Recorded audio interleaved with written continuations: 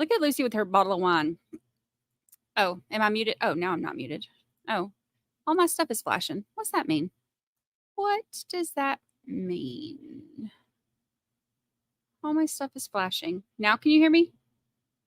Okay, now you can hear me. Well, hello. Good morning or afternoon or evening or lunch, wherever you are in your little neck of the woods. Hello, welcome. Lucy is down there chilling with her little bottle of wine and her baby. She is, she's cute, but she ain't gonna be, fighting for Mom of the Year over here. All she does is lay in that bed and drink with her baby. It's okay. You're good. You're good anyway. Let's say hello to First in the Tailgate.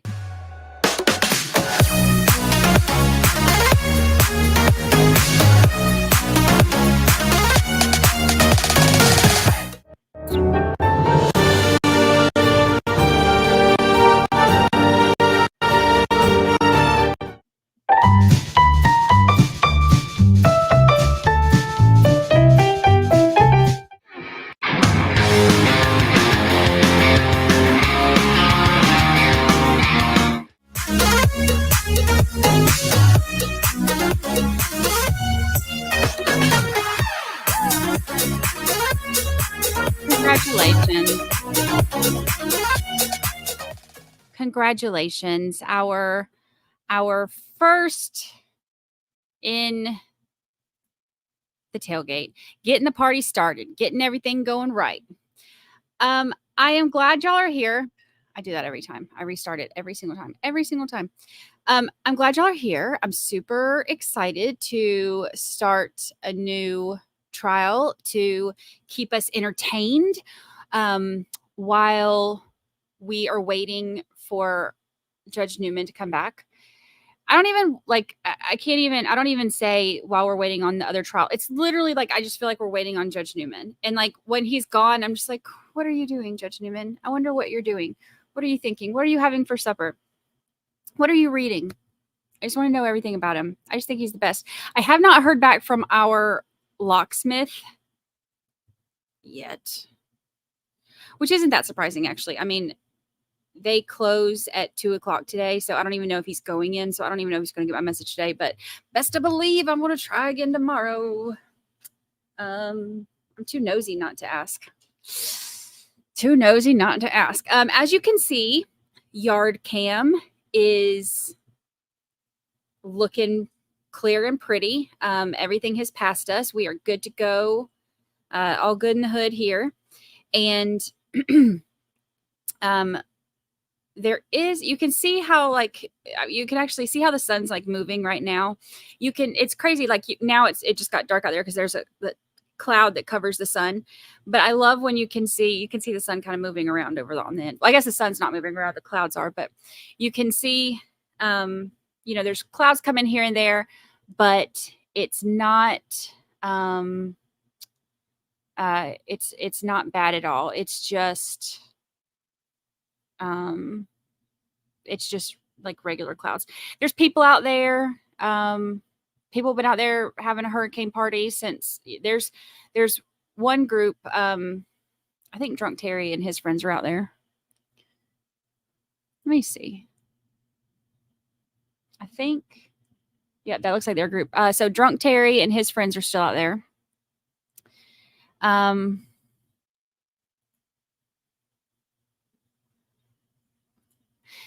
think I did pretty good. I think that, first of all, I love your profile picture. That's lovely. But also, I think I did pretty good with my whole,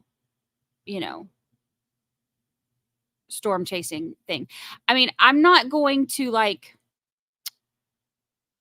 put a hold on what I'm doing right now, but I could see myself in the future being like Weather Watch's like top employee. Like I could totally be, I mean, I would have to take my medication because I get distracted. I'm like, oh, a storm, oh, a shell, oh, Club La Vila. But other than that, see, you were wrong. Weather Watch said he was proud. Thank you. Thank you. I'm Weather Watch channel material. Thank you very much. I might not know anything about it other than I'm like, hey, that cloud looks angry and that one looks like it could give me sunburn. Like, I got that part down. That's the extent of my knowledge. I could be. And I would need to do a little bit more prep next time, maybe. Like, I wonder what prep he does to go out there and just like hold on to like flagpoles and stuff, like, for dear life. And I could do it. I could do it. He spends enough time in Florida anyway. I mean, I could just like chase him around and, and I could just try to steal his work. I'll just repeat whatever he says. Oh, there's a pressure thing coming. Yeah. Oh yeah, I'll just repeat what he says. It'll be great.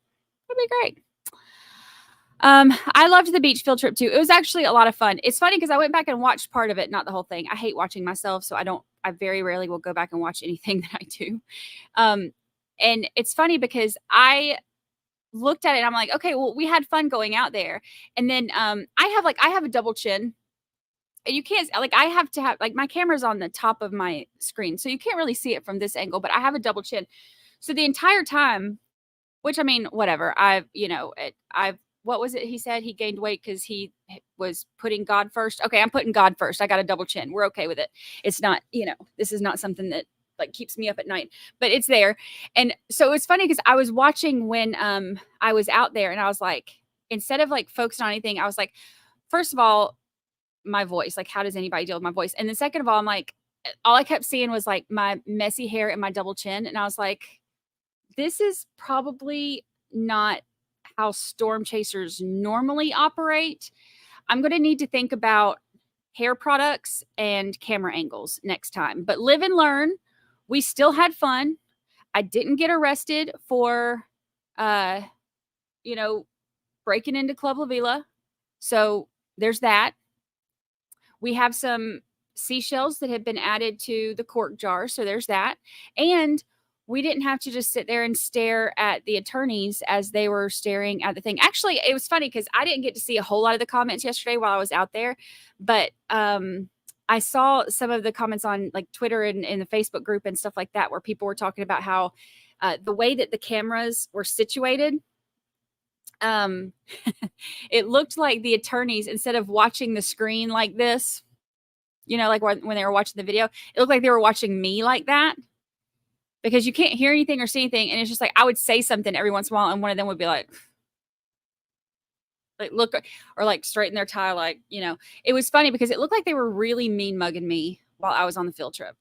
And I started, maybe it's part of it was when I was breaking into La Vila and they're like, oh, if only she were in South Carolina, we would prosecute her for this. But, but whatever. It did look like, it was really funny. It did look like they were very angry. So, so funny. It looked like when Tommy was pointing up at me. Don't point at me, Tommy. Oh yeah, I need a ball cap and I have plenty of those. I have sunglasses. I should have thought to grab those too, because I'm like looking at the screen like this, like trying to see, I couldn't see hardly anything. And I got to have a windbreaker. I hadn't had a windbreaker since probably high school, but I will find me a windbreaker. Best to believe. Next hurricane, and it's hurricane season is like coming up, y'all. So, I mean, I'm just throwing that out there. I'm going to be hitting up the Goodwill, finding me a windbreaker, take my microphone. It'll be fun. It'll be good. I can hear Brandi hollering as she's hanging onto street sign to keep from blowing away. I would be the worst ever. And I would just, it's hilarious. Hilarious. But Brandi needs some waders. I actually have some waders. I'm a fisherman. Of course I got waders. I got some real nice waders. I could wear them. Give me a windbreaker to go over my waders. Be good to go. Please. Please. All right. So, and tie that windbreaker hood tie and double chin is gone. Bam, just like that. That's so funny. That's so funny. Which is funny too, because I even made a comment about how, you know, at the end of this, like it started out like, you know, true crime, watching trials, and then it kind of turned into, you know, the like an episode of Cops, and then, you know, Blair Witch Project. And then when I went back and saw, then I was like, oh yeah, okay, I see the Blair Witch part now.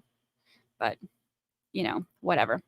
All right. Oh, that was way bigger than I wanted it to be. Oh, let me fix my, oops. Nope. Not what I wanted to do. Not what I wanted to do. I am just messing up everything. Let's see. Save. Okay. Let me make this bigger.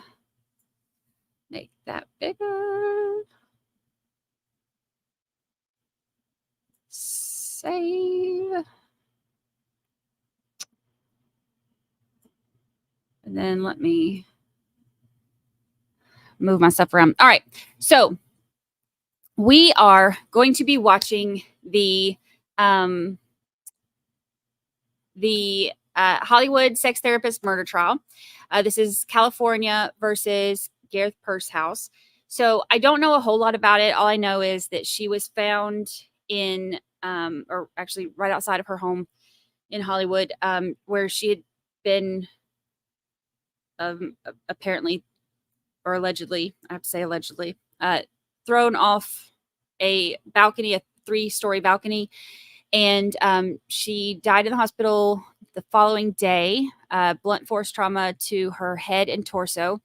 Now, boyfriend, Gareth, is on trial for this.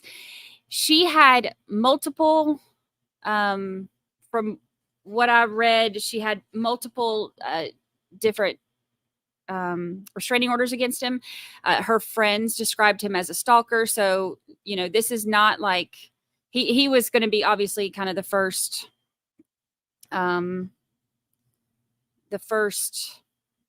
suspect, the first one they go to, the first one they zero in on.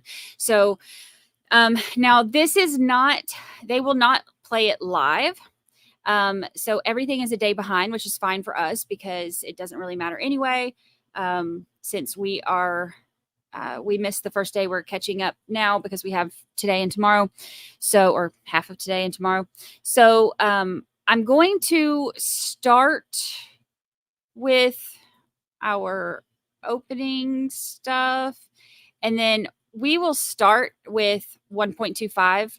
And if it ends up being, if it feels like 1.25 is too fast, or if it, because most of them talk pretty slow, but if it ends up to be, we have like a fast talker, like, oh Lord, if we have one like the judge in Thami's trial, I loved her.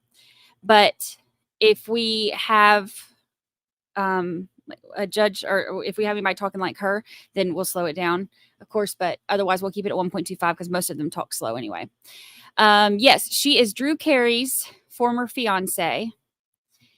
And yeah, I try to keep them similar to the names that Law and Crime gives them, just because it's easier to find them when we try to keep it similar to that name. So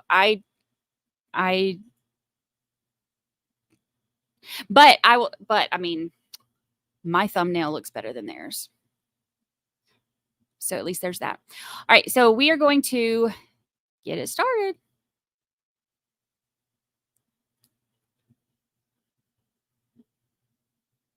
At this time, an opportunity to give an opening statement, and I stated to you that an opening statement, simply put, is like a roadmap of what each attorney expects the evidence is going to show. Traditionally, the prosecution goes first. Are you check prepared out to go his forward, Mr. Audio? microphone. Yes. You may. Your Honor, just so the court knows, juror 12 and alternate 6 switched seats for his medical issue. Okay, very good. Noted. Good afternoon, ladies and gentlemen.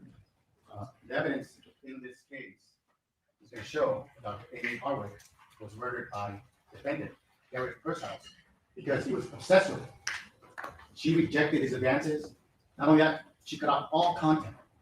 And to punish her for that, he broke. Hold on. He talks a little bit fast. We'll do normal for his.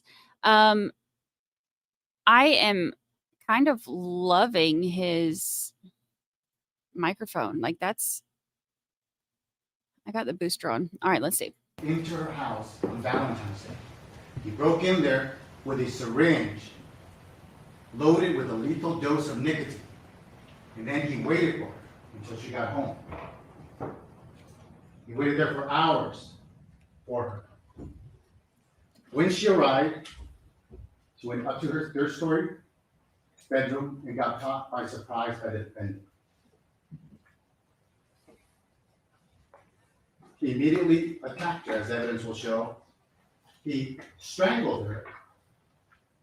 And then her roommate, who was asleep in the bottom level, heard the screaming and yelled out, "Leave her alone."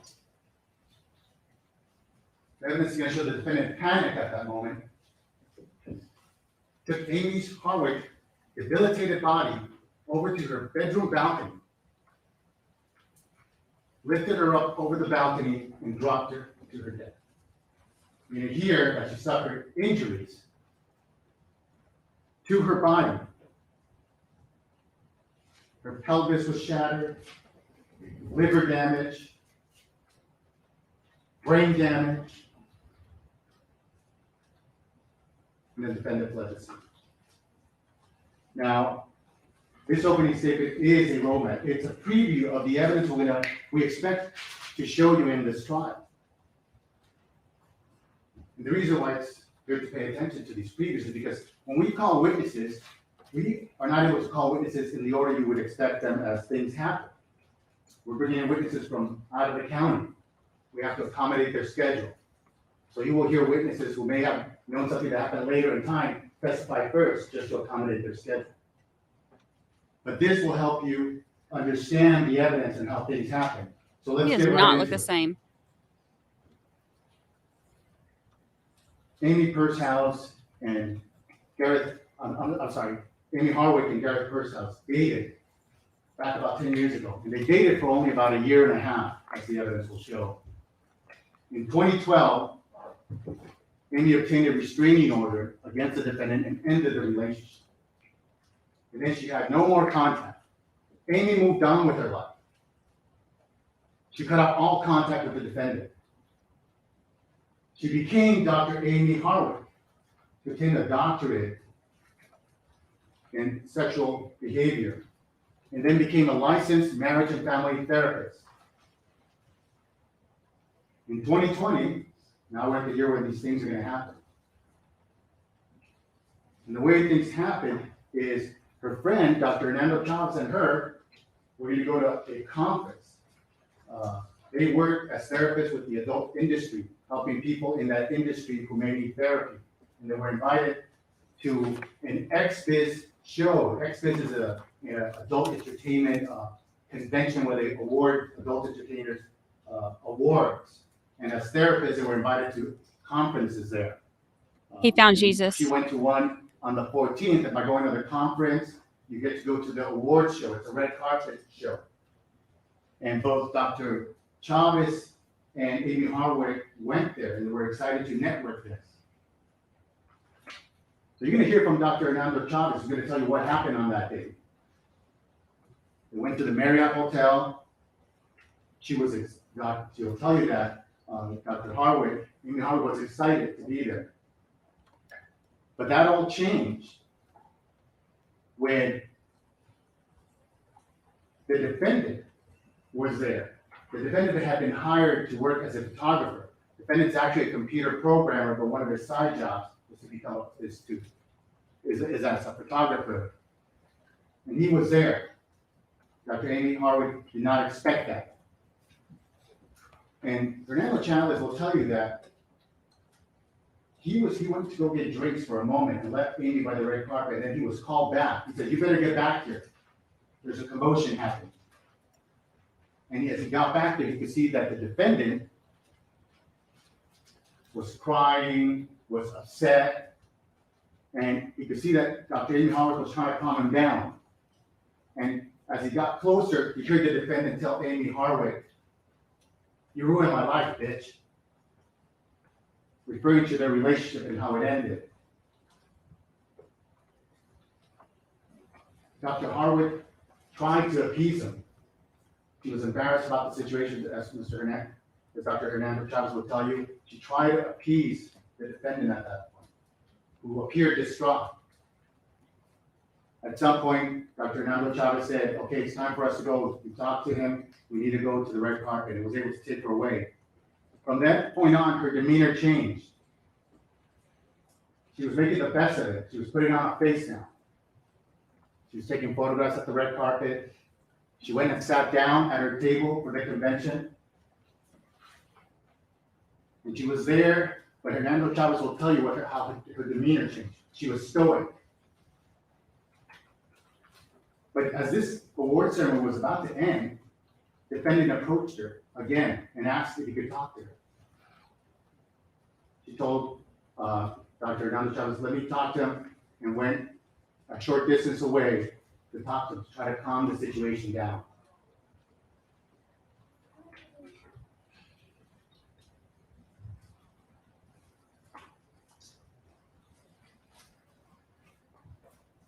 At some point, within 45 minutes of that conversation, that ended, and she and Dr. Hernando Chavez left the Marriott Hotel. They went to the parking lot, and she was supposed to go to another show, but she canceled it, said, "I'm not going there. I need to talk to you. We need to go to a restaurant where I need to talk to you about what just happened." And as they got into her car at the Marriott Hotel, she looked behind to see if she was being followed.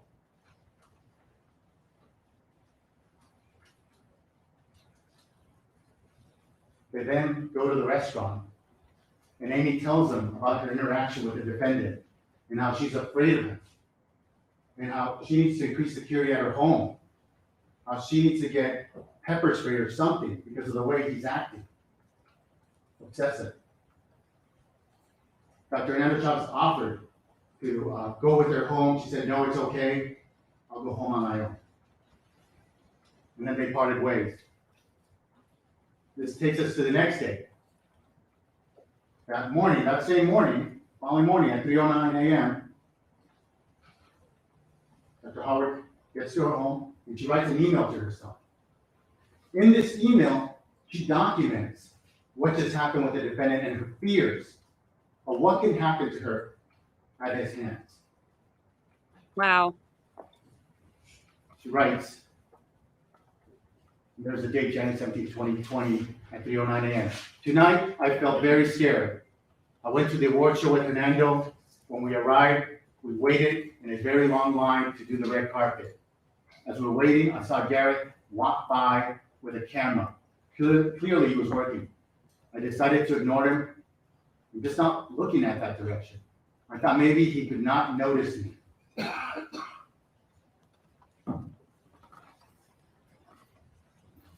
I'll show you another part of this email where she states, up and shaking violently, meaning the defendant was shaking violently when he was talking to her. I was scared and felt like I needed to neutralize the situation.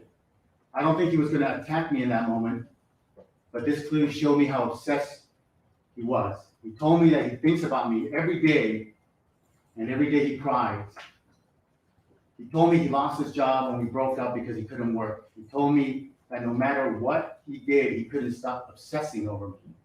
He told me that I was a cheater and a liar because he thought we were still together when I believed that we were broken up. He recited text messages that I had sent from this time frame, about 9 years ago. He recited the date, who they were to, and exactly what was said word for word.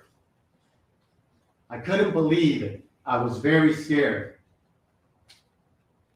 He said he wasn't able to move on, but he's dated, but nobody with me. He said he thinks about me constantly. She wrote this email to herself. She didn't send it to anyone, as you will hear. At the end of the conversation, I told him my friend Hernando was waiting for me. I asked him how he would like to end this conversation. I told him that we don't have to be brutal enemies. I told him that we will not be friends and we will not be talking, but that we don't have to be enemies. I told him that I was genuinely sorry for anything that I did that was hurtful all of those years ago, and I told him that I forgave him. He asked for a hug, and I told him that was not a good idea. He started to cry. Eventually, he walked away.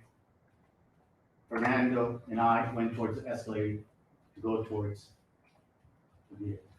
So that's an email that she wrote to herself that's brought in for her state of mind, to show you what her state of mind was right after her interaction with the defendant. Well, that same day, the day after the Xmas Awards show, defendant text messages Amie Harwick. He states, I interneted your number, recognize it now, I see it, if I'm allowed. He finds her number on the internet and texts her at that point. Prior to this, you'll see that the phone records, the evidence will show that the phone records of Amie Harwick, she was never contacting the defendant. And then he engaged in text messages with her. She culminates that brief interchange of text messages where he wants to talk to her, he wants to meet with her, with the following. Well, first he states, not sure if you're done, because you said, how do we finish this now last night? But if we can meet again, she responds, I think it was really good that we were able to speak last night. I'm sure there's a lot more that you want to process and say to me, but I think that was a lot for both of us. I hope you were able to hear me last night when I said that I was sorry for anything that caused you suffering and that I forgave you for the things that you did to me. I think right now it's best to have some space, and I don't mean that in a negative way. The past is sad and triggering for both of us. I think we ended our talk last night well. We can be civil from distance, respect each other, and move forward with our lives. So that's what she responded to end this conversation with the defendant, but he replied, and you'll have these text messages as part of the evidence, so you're still just gone, which is exactly my nightmare, and sadly what I expected. Amie Harwick, just a little bit later, at around 1:22 p.m., texts Hernando Chavez and tells him, Gareth found my number online and messaged me. I told him I didn't want to talk and wished him the best, but his response was still obsessive and scary. Handyman comes tomorrow for more locks on my windows and ordered pepper spray. These statements are will be brought in to show her state of mind at the time, how she feared the defendant. She further texts, thanks, I set a boundary over text and I'm not responding after that. He keeps texting me and sounds unstable. Well, evidence will show the defendant continues to text message her at 2 p.m. and at 6:45 p.m. and she does not respond.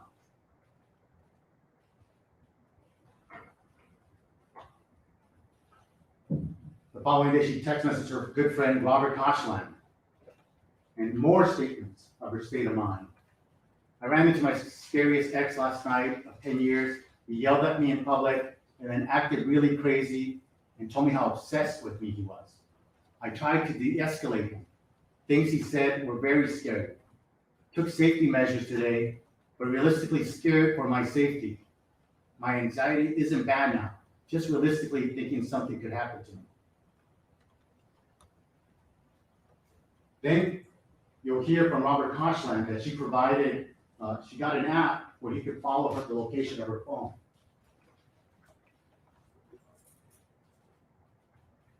The following day, on 13th, defendant leaves a voicemail message, crying, asking to talk to her, that he has so much to say to her.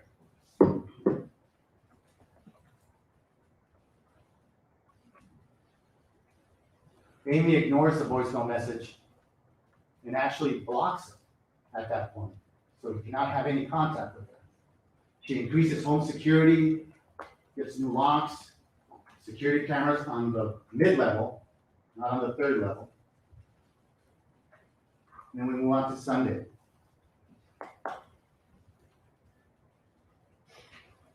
So at this point, she's blocked his number so he can no longer contact her, as evidence will show. She tells her friend Grace Stanley that she is going to get pepper spray. I blocked him through text message, but because his level of obsession, and I definitely don't think I'm in the clear. I have pepper spray at the house now. My roommate is on alert. I'm upping my home security. Wow. That's her state of mind at that point. She tells her roommate, Michael Herman, about her fears and to be on alert. This is a roommate who will testify and will tell you that his room is on the bottom level. The mid-level is like the living room. The third level is her bedroom.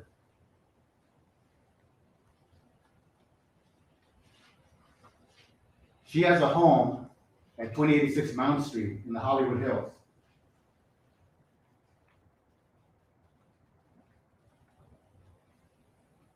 Ready? This is a 3D image of what the home looks like. So in this case, you'll be able to know the different levels of the property and where the various rooms are that are going to be relevant in this case. So this will be her back patio, the concrete patio. Her balcony will be on the third level. That'll be her bedroom.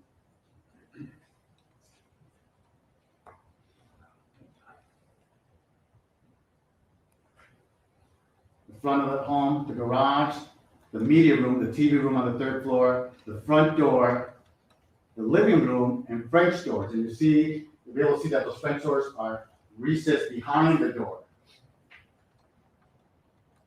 Back part of the building has Michael Herman's bedroom on the lower level. There's the patio, there's her balcony to her third floor bedroom. Points out to the living room and the media room. Now, in this case, we're going to present evidence of her neighbor's property because evidence will show that that's how the defendant got to her home. So the property to the right in yellow, that is the neighbor's property. There is an empty lot behind that property that goes straight into the street behind it.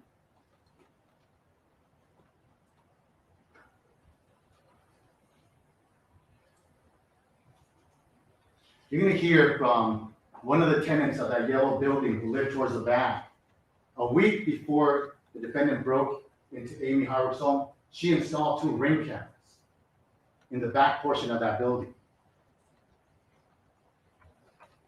That's the home with the vacant lot in the back.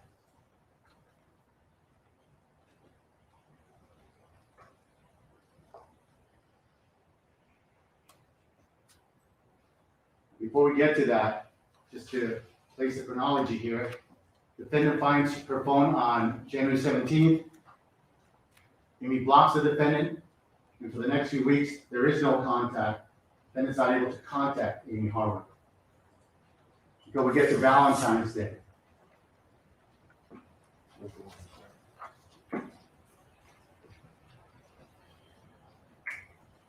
On Valentine's Day, Amie goes out with her girlfriends. And she's going to go out to downtown Los Angeles. And she leaves her home sometime around 7 p.m. Right around the same time, like around 7:10 p.m., the defendant is texting Natasha Polson. You're going to hear from Natasha Polson, who will provide copies of her text messages in which she's having conversations with the defendant. And the defendant's texting her about, oh, that's totally fine, busy woman, I'm good, just also trying to get everything under the sun. So this is at 7:10 p.m. on the date of murder, or the date he's going to break into her home. The defendant's residence is in Playa del Rey, about 51 miles from Amie Harwick's home. Amie Harwick's home in the Hollywood Hills on Mount Street is 286. The vacant lot is right behind 2078 Mount Street. That's what the back of that lot looks like. So the next video is, we're going to present it in evidence. It's to show you what those two locations look like. Amie's home and the neighbor's home, and the location of the ring cameras.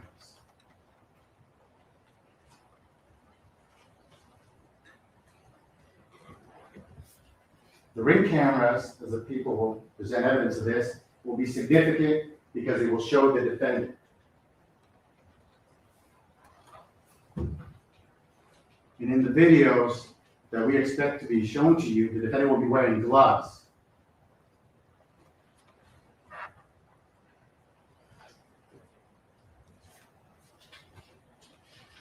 So this now shows, that's the first camera that's on a pole. And here's a better look at that particular ring video. Oh. You also hear evidence that when you pull down a ring camera down for several seconds, it shuts off and then it resets itself again. Second camera, just a few feet ahead. And the time of these, when this is being done on the camera, is going to show at 8:52 p.m.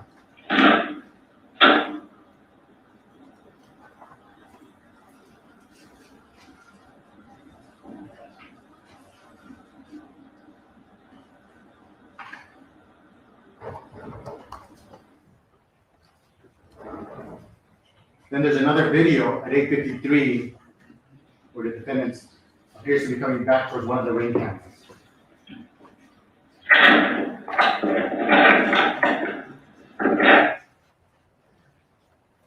At this point, Michael Herman is in his bedroom on the bottom level.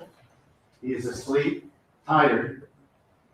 And around this time, after 8:53 p.m., past 9 p.m., he hears what sounds to him like someone dropping a dish or something breaking. He's going to tell you that he thought Amie was at home and that she had dropped something. So he didn't think much of it.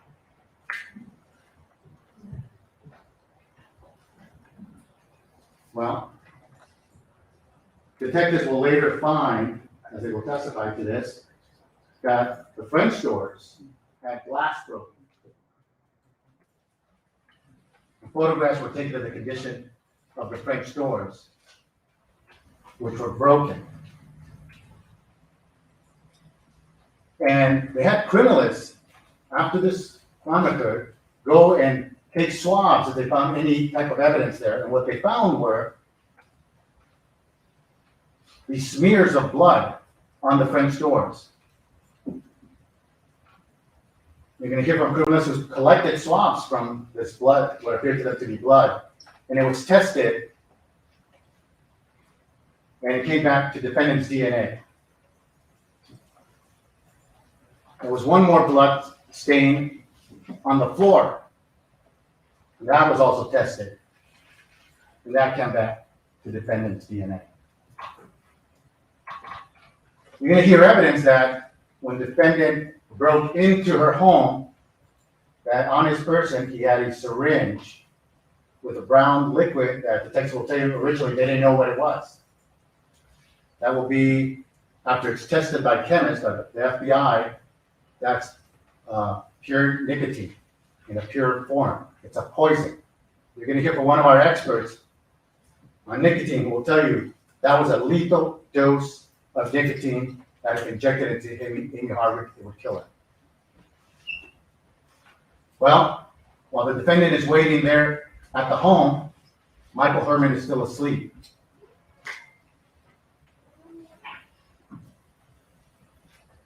I want to show you what the upper level of this home looks like.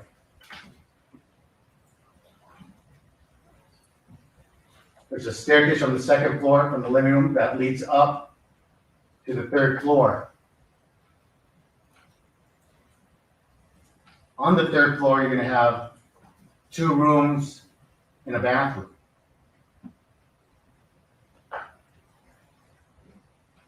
Towards the bottom of this, what's shown here, You're gonna have the TV room, otherwise known as the media room. Then you're gonna have a bathroom and a hallway in between that room and Amie Harwick's bedroom. And then you're gonna have the balcony, and over to the left is her walk-in closet. So Amie is with her friends at this time. She's enjoying her evening, but then she's gonna leave her friends at about 12:30 a.m. You're gonna hear from her friends in this case. And she arrives home and parks her car in her driveway and sends a text message at 1:02 a.m. to Sarah Rollins. Send me the pics on the green couch, which she sent at 2:05 a.m. Amie Harwick will not get to see this text message, as evidence will show. So after sending that text at 1:02 a.m., Amie Harwick makes her way into her home. But as evidence will show, even officers who appeared at the scene when they were there that night missed the damage to the French doors. It wasn't readily visible as you go into that front door. At that time, at around 1:02 a.m. that night, Amie Harwick, when she entered her bedroom, was 38 years old. Defendant Gareth Pursehouse was 41 years old. She was 5'5". Defendant was 6'4". She weighed about 118 pounds, and he weighed about 230 pounds. So there is no video of what happened on that third floor, but the circumstantial evidence that we will present in this case will show you that her jacket was found in that media room. The necklace she wore that night was broken and in the corner of that media room. That Michael Herman will testify that he woke up to her screaming and to her being thrown down to the ground, or what sounded to him like someone was being thrown down to the ground. From the staircase, he yelled out, "Hey, motherfucker, leave her alone." He didn't know what was happening. He's going to tell you that he didn't know if someone had a gun or what did they have. And that in a panic, and he wanted to go get help. And he ran to the side of the home to go get help. He actually jumped over the gate that was locked and cut himself. And about 1 a.m.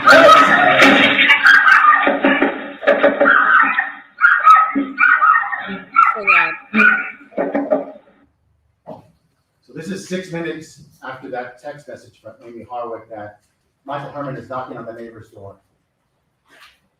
You're going to hear, and I apologize for having to show you these photographs, but this is some of the coroner is going to testify regarding some of these injuries.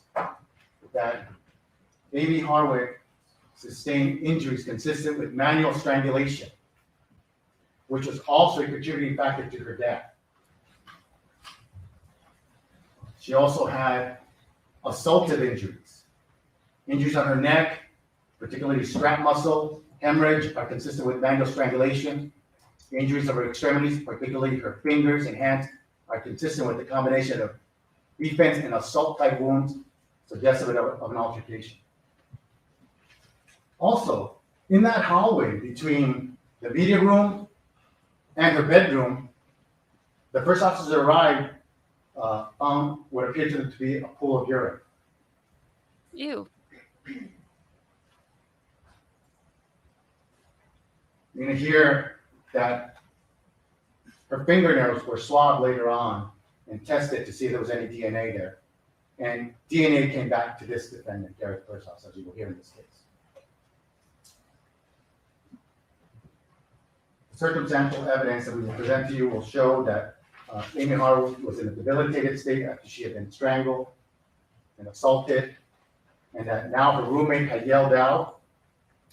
And at this point, the evidence will show the defendant panicked, dragged her body to the balcony, opened the door with whatever blood he had on his gloves from having hit Amie Harwick, took her to the balcony and threw her body over that 3-story balcony. The evidence will also show that a syringe was dropped right there at that balcony. I'll talk a little bit about more about that a little bit later. The cause of death, as the coroner will testify, is, as I've said, severe damage, severe trauma from that fall, including damage to the brain, damage to the liver, the pelvis, and including manual strangulation. And the evidence will show that as Amie's body lay there on the concrete, the kitchen door would be left open as officers would see. And there would be a path for the defendant to climb right back from where he came, as a video that we will present in this case will show, back to those ring camera videos. And that ring camera video that we will present to you in this case will be triggered at 1:11 a.m., about 9 minutes after Amie's last text. Michael Herman will testify that he heard her screaming, that he knew she was being attacked, and heard her thrown to the ground. And he says that Do you see anything? on the No. night. Okay, so I heard her screaming, and I heard her being. all right, so I'm gonna send out that somebody's screaming, okay, since you didn't see anything. You don't know if she's being attacked, you're not sure. Yes, I know she's being attacked. I heard her thrown to the ground. Okay, all right, so 2086 Mount Street, is it a house or an apartment, sir? It's a house. Okay. And this is, who's screaming inside? I can't even think right now. Amy Harwick. I mean, who is she to you, sir? She's my roommate. Okay. And she's screaming for help? Yes. Okay. All right, and your name? Michael Herman. And what is your callback number, Michael? I don't have my phone. This is somebody else's phone. Okay, would it be okay to contact you back at this phone? Yeah. Okay, all right. All right. And so you're also hearing somebody hitting her, is that correct? Yes, I heard something like that. Yes. That's evidence we'll present here. It's 911 call when Michael Herman testifies. That's at 1:14 a.m. Around this time, we'll also present evidence back to Natasha Polson, who was previously texting with the defendant. Defendant at about 1:57 a.m. texts her back, haha, that's funny, related to some comment she had made. So this is 46 minutes after the defendant has left Amie, who texts this woman back, ha ha ha, that's funny. Later that morning, on February 15, 2020, defendant texts another woman, Angelique Judice, who will testify in this case, and he texts her at about 10:59 a.m., less than 11 hours since he left Amie. Morning, sunshine. Wow. Angelique Judice will testify to the text messaging that was going on between them, and that she actually went over to his home at his invitation and then stayed there for several hours until he was arrested later that afternoon. Investigation. You're going to see body-worn video of how officers arrived at the scene within a few minutes. And it's going to be graphic video of Amie Harwick on the ground in her condition. She appeared unconscious. She was pointed to seizure, and there'll be evidence presented to you of that. Michael Herman will testify that he immediately told officers about Amie's fear of the defendant. Amie would later be transported to Cedars-Sinai, where she would be pronounced dead. Several friends of Amie Harwick identified Gareth Pursehouse as a suspect she feared. Detectives obtained the neighbor's ring camera, and detective collect Amie's phone and evidence from the crime scene. You're going to hear from these detectives who will testify as to the evidence they collected. At 4:45 p.m. later that afternoon, defendant is arrested. He's in the company of Angelique Judice, who he has spent several hours with. Photographs are taken of the defendant later that day, and he has several injuries throughout his body, including bruising to what appears to be the knee and cuts on the knee, and some bruising, some fresh bruising toward the bicep.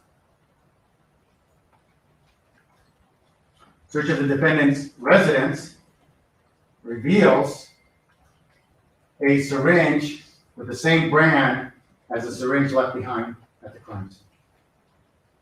And there'll be other items at that home that we'll discuss during the trial. The detectives are able to obtain defendant's cell phone, but in his cell phone, they are not able to find any of the messages that he sent to Amie Harwick. A few days later, after Amie Harwick has passed away, her friend Robert Koshland is going through her things, a collection for her family. He finds several journals, and in some of those journals, he finds a password for her Gmail account. He goes into her Gmail account with that password and finds that email that Amie wrote to herself. And there's one last paragraph that we will present to you from that letter, which states, "I'm pretty nervous." This is the end of her letter. "I'm pretty nervous that I'm more on his radar now. It terrifies me that he has been obsessed with me for 9 years. Thinks of me every day, can't move on, cries and throws tantrums in this way. He is and focused on harming me. However, I'm hoping that this interaction and the listening and giving him time may cause neutralization in his anger towards me." This is back on January 17, 2020.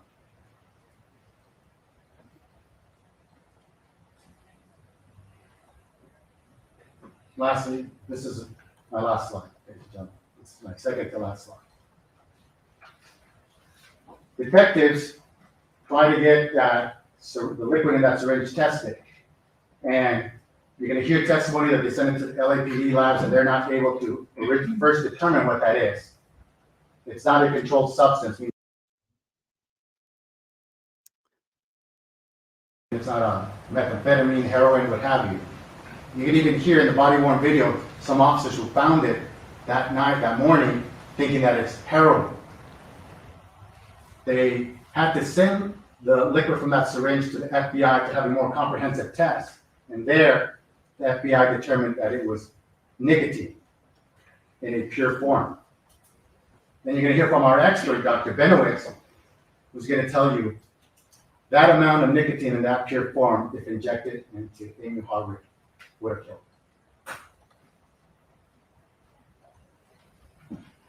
You're also going to hear that particular poison is not readily detectable, as it wasn't for the LAPD.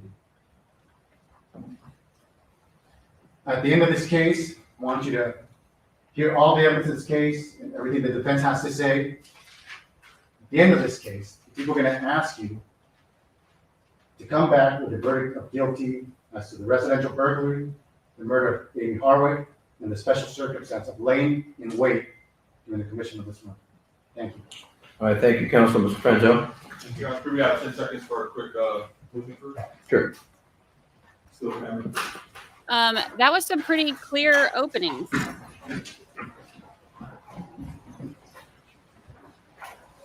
I mean,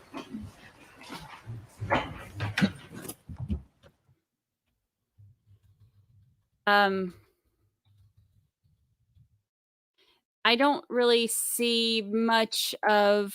Oh, I'll bring Lucy and the beach back when we get our likes a little bit up. I don't really see how much. I mean, ooh, I started having echo. That's I mean,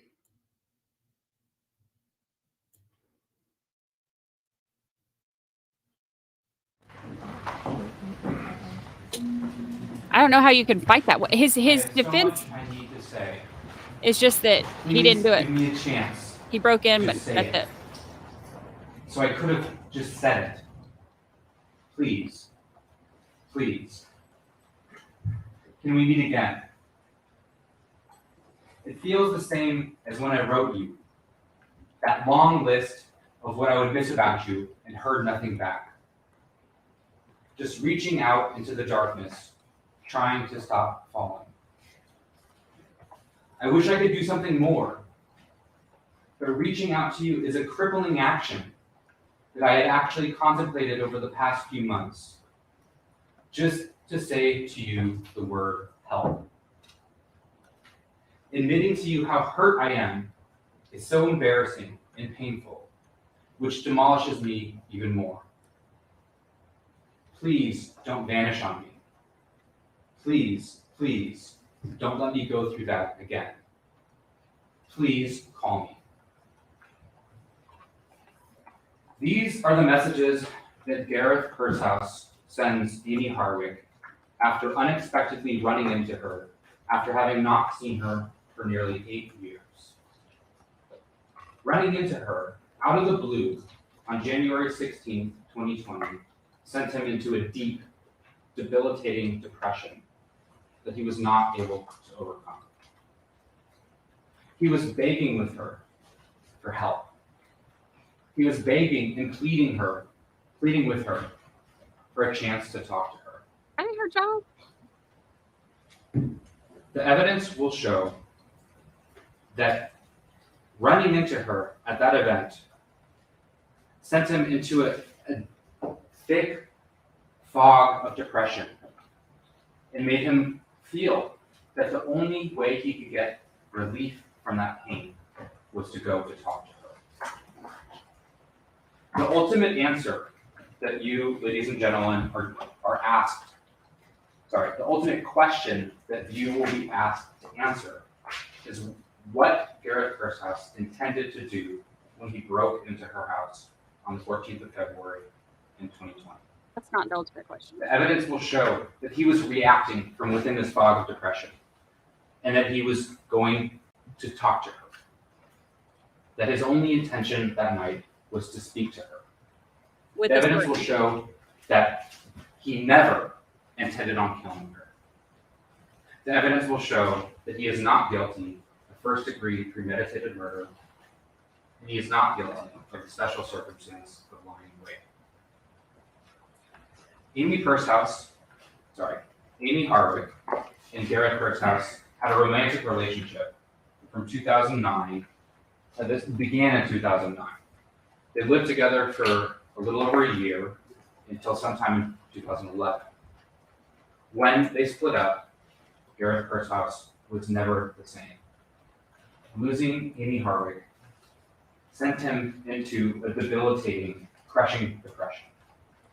It made it hard for him to function. He even lost a job that he had at the time because of that.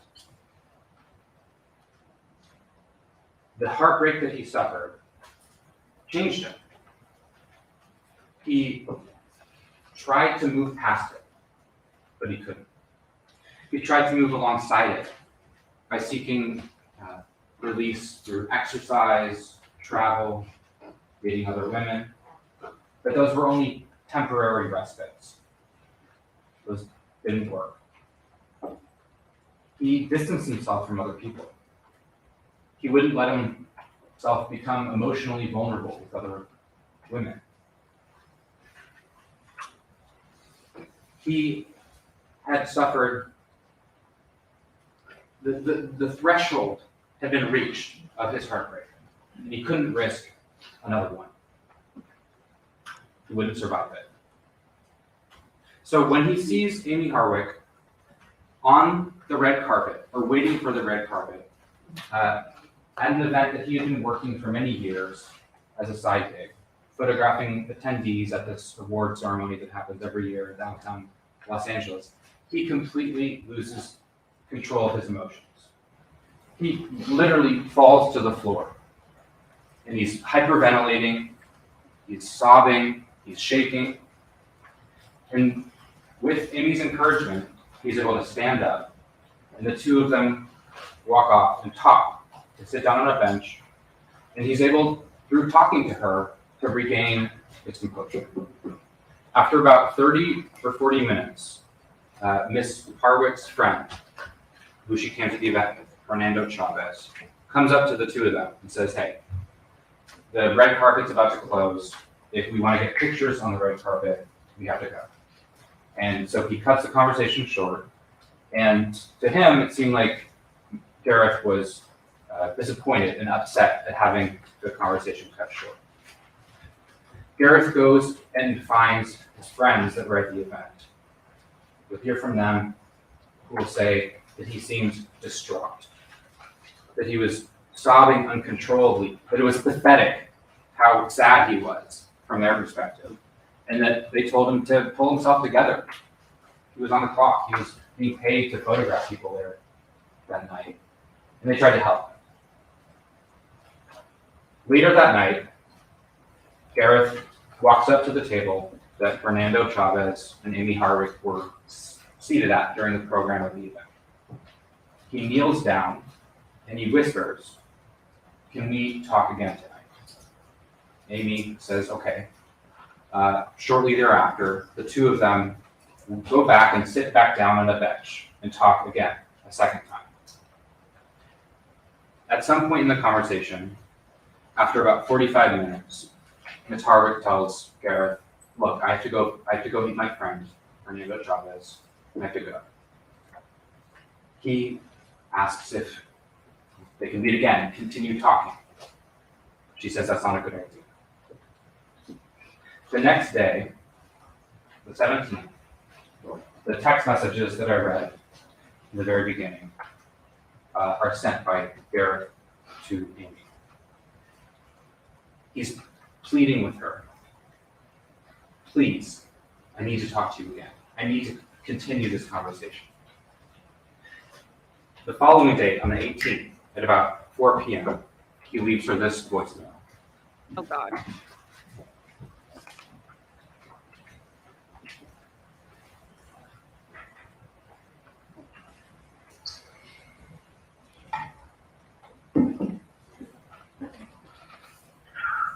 I have so much I need to say. Please give me a chance to just say it so I can have said it. Please. Please.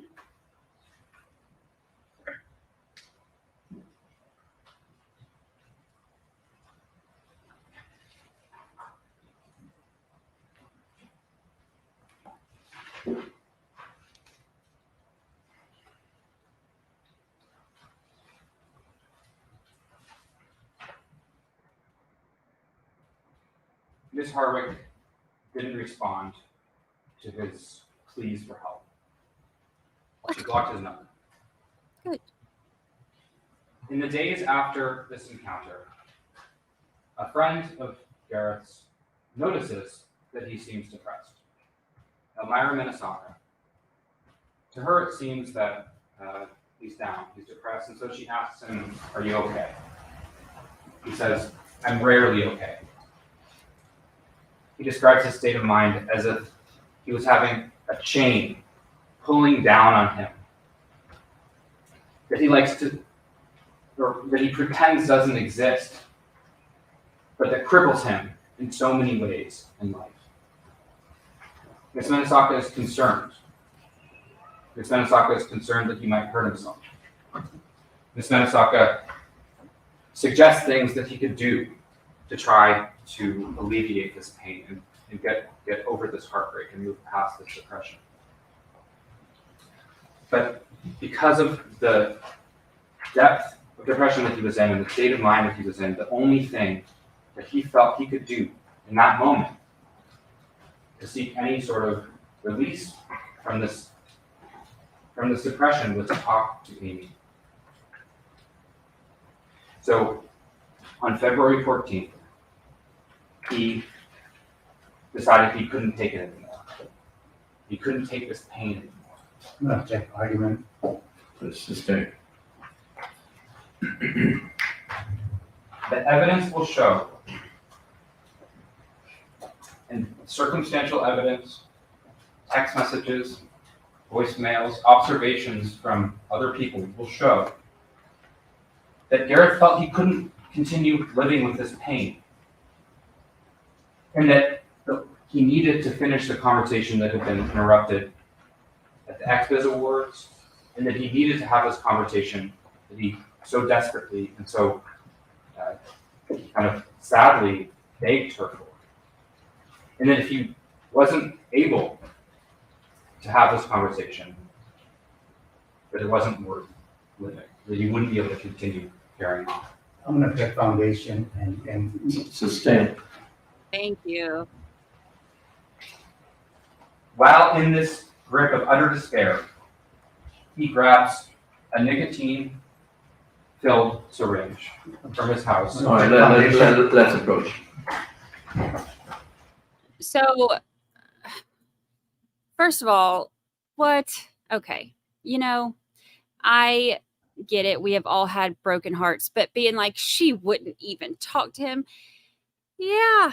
What do you think happens when someone can't take no for an answer? That's what you do. You cut them off and you cut off their access to you. If they won't leave you alone, you cut off, they're no longer allowed access to you. This is not like the first, obsessed dude to ever get blocked. That doesn't mean that you get to show up at the house and, with a syringe of nicotine. Who has a syringe of nicotine? What? A lethal dose of nicotine. I see where he's going with this now. If she didn't talk to him, he was just going to nicotine himself up because he begged her and he needed to talk to her. So that ain't her problem. Her problem was getting rid of him, and a restraining order and the block button should have done that. Everything else, he needs to deal with his own self. Get him a therapist, not breaking and entering charge in a nicotine-filled syringe.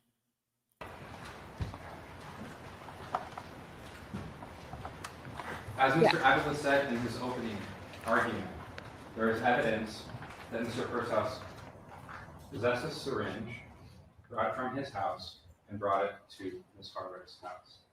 We will hear testimony from the officers who searched the house that they found it on the balcony. They found it still with its cap on and still with liquid inside. One reason, this is a piece of circumstantial evidence that you will hear a lot about later on in this trial, that now is not the time to get into. But this is a piece of circumstantial evidence. One reasonable inference of him bringing the syringe to her house and inside of the house is that he intended to kill her. Another reasonable inference is that he brought it intending to kill himself.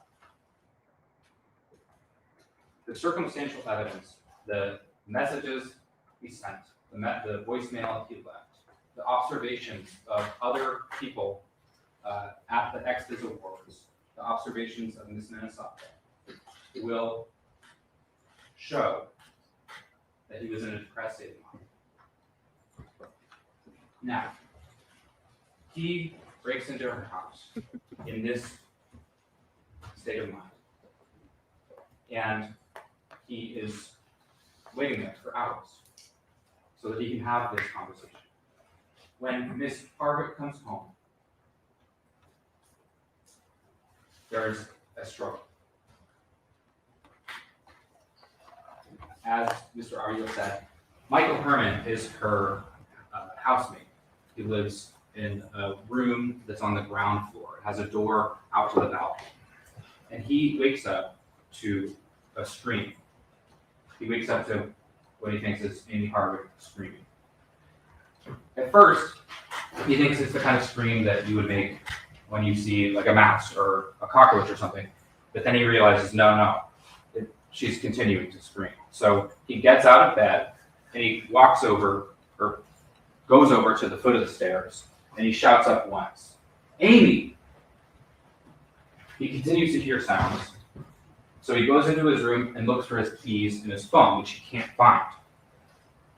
He's continuing to hear sounds from above, and he goes back to the foot of the stairs, and he shouts up in up the upward direction, up towards her room on the top floor, "Hey, motherfucker!"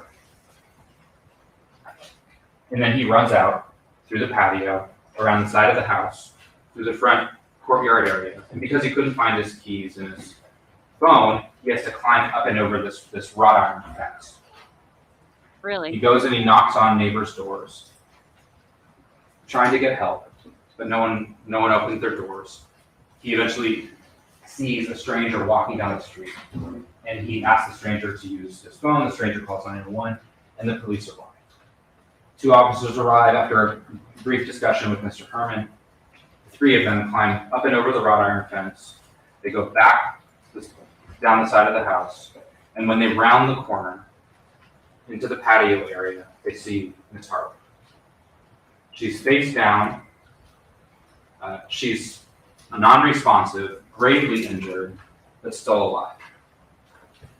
She's beneath the balcony, which is a little over, the floor of the balcony is a little over 20 feet above the patio where Ms. Harwick was found.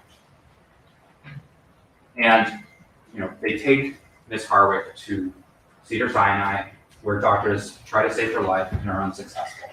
And she tragically passes away that night. You're going to hear from Dr. Scott Luzzi, who performed the autopsy. And he's going to testify that he formed an opinion as to the cause of death. And that the cause of death that he opined, based on his autopsy, was blunt force trauma to the head and torso. That he also found evidence of manual strangulation, and he also found evidence of an altercation with injuries consistent with defensive and assaultive wounds. You're also going to hear from forensic scientist Bob Malik. He is a accident reconstructionist, and he's going to testify that he performed a fall analysis, that he used what's called finite analysis to look at the possible ways in which Ms. Harwick could have arrived in the location that she was at. He's going to talk about the investigation that he did of the scene. He's going to talk about all of the video, photographs, and documents that he reviewed of the police investigation. He's going to talk about how how one can use mathematical equations and scientific principles based on physics and biomechanics to look at the parameters of where someone came to rest and look at their center of mass and their location and orientation and relationship to the things that are in that space, such as, in this case, the balcony, the awning, the house, to identify the possible starting points that could have resulted in her place of rest. And you're going to hear from Mr. Malik that he was able to exclude a number of scenarios, and he was able to identify a number of possible scenarios, two of which are likely. And you're going to hear from Mr. Malik that one of those likely scenarios is that she was hanging from the outside of the balcony. Objection. Yeah, but the court stated that it would allow the possible scenarios. Go ahead. Right. You'll hear this in great detail from his testimony, how he excluded certain scenarios, how he arrived at other scenarios, and from within those whittled down the scenarios to what are likely based on the science. And one of them is that she was hanging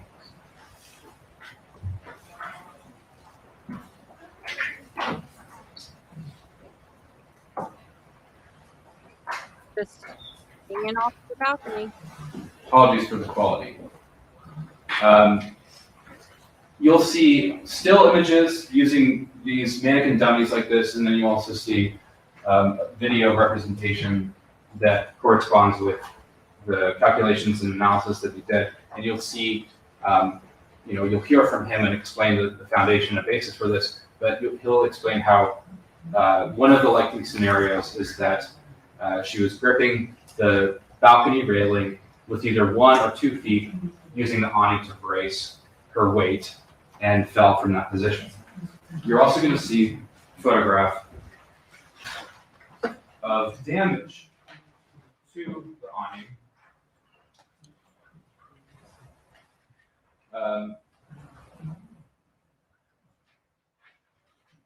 Beneath and kind of recessed under the balcony. It's kind of hard to tell there, but there you'll also see a close-up image that shows damage to the front side of the awning in a location consistent with where somebody would place their foot to brace their weight. You're also going to see in this trial this photograph a photo shoot she did where she's posing here on the balcony. And this is not shown for purposes of the clothing she's wearing or anything like that. But you'll see that she had a certain comfort level with the balcony railing. You'll hear that she was an athletic, acrobatic person and that for years she was a dancer. Really?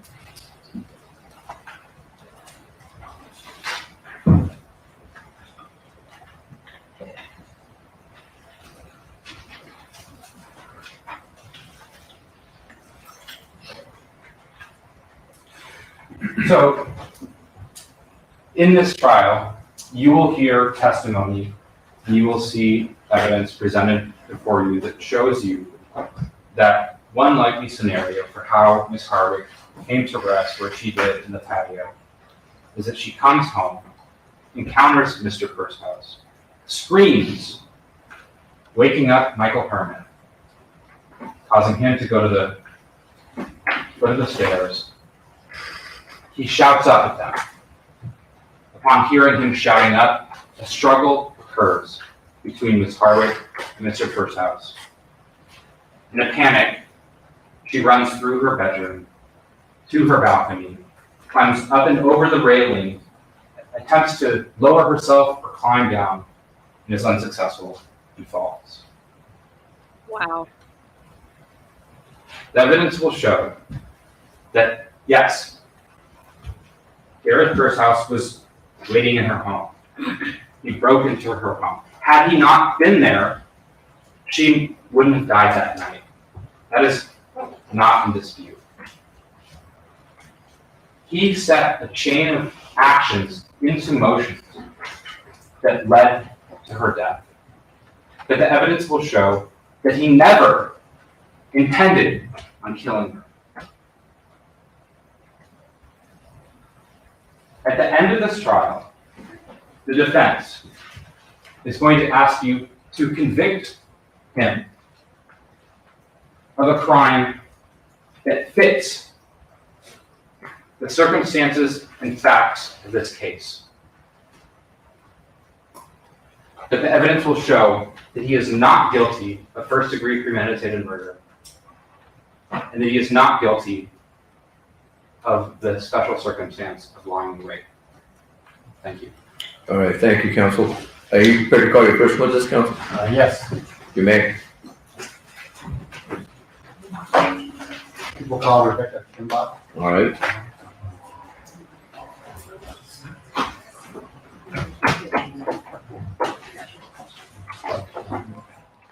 Wow. So she We'll be taking a break at 3, ladies and gentlemen.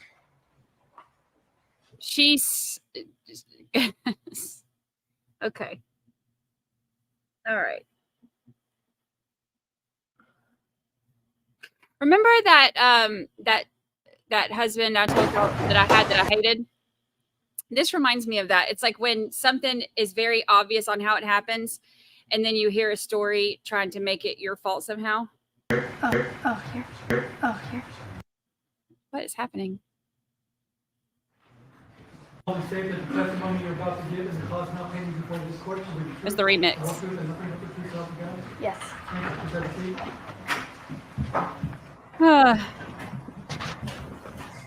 Please state and spell both your first and last name. Rebecca Kimbach, Rebecca Kiembock. How old are you, Ms. Kimball?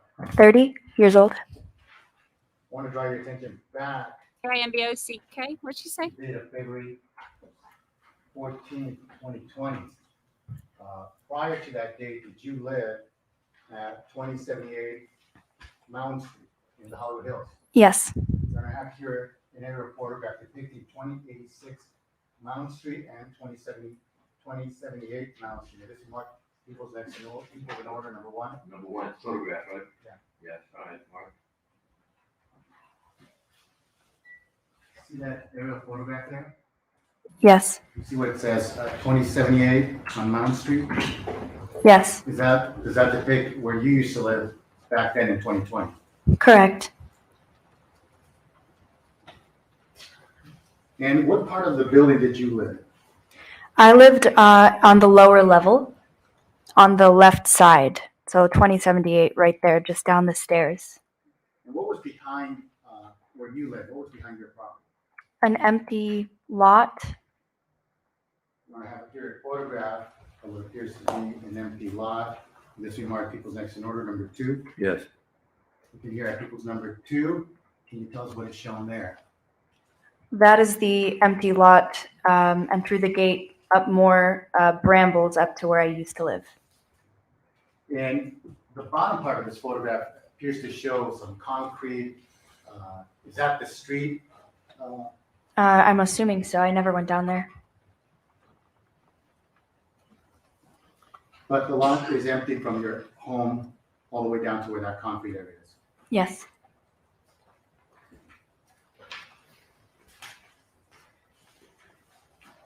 I'm going to show you a photograph depicting what appears to be the front of that location. Looking here at next in order, Your Honor, photograph. You're at 3. Equals 3. Do you recognize what is shown there? Yes, that's my carport on the right, and on the left is my neighbor's house. You can hear at another photograph depicting what appears to be a walkway. And this we mark people's next in order, people's number 4. Yes. Because what is shown here. This is the side of the house, and if you follow down the stairs on the left, you get to my front door, and that door up the stairs there is the Why is it doing that? Oh, because I have it shared on laundry room. home. So what I'm pointing to right now on this photograph, right in the middle, appears to be a door, like a French door style. What would that be? That's the laundry room. And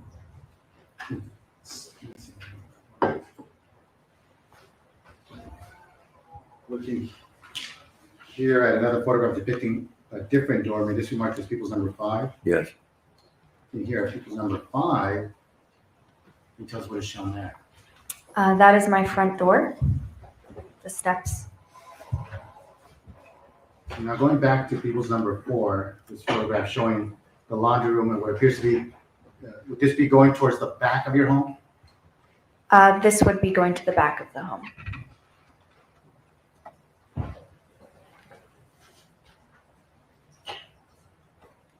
Looking at people's, another photograph showing,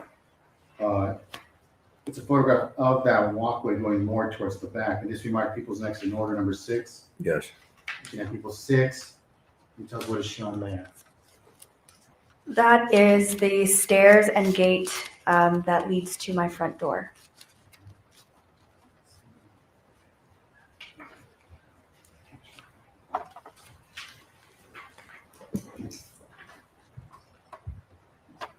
I'm going to bring this photograph over to you. Does this photograph show any cameras that you installed?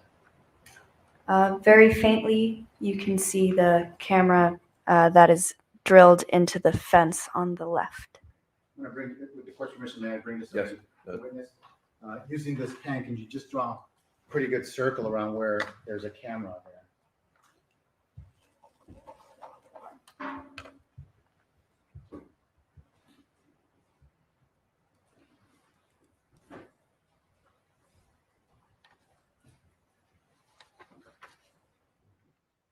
That's on people 6. People 6. I'm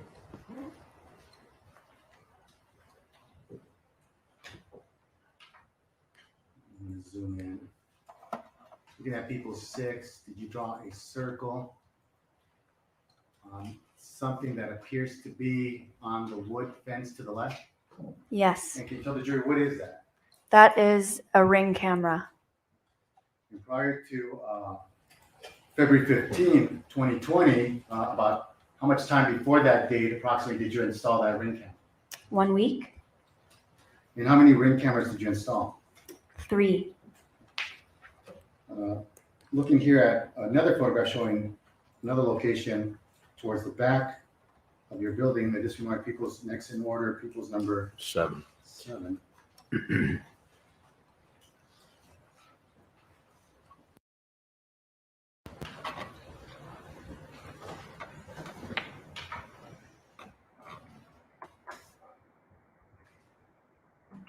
I'm gonna bring this over to you and ask you, well, first of all, do you see a camera on that photograph? Yes. Can you, using people's number 7, draw a circle for that second camera?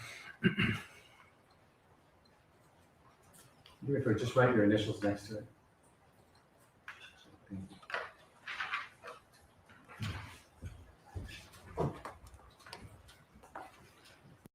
All right, hold on. The Chrome tends to do this.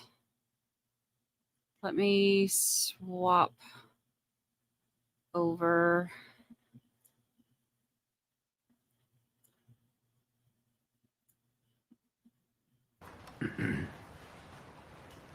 Let's see if this one's better.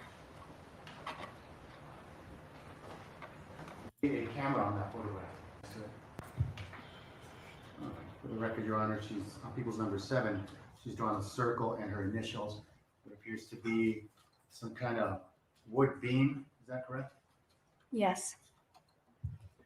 And were all your cameras installed about a week before February 15, 2020? Yes, they were all installed the same day.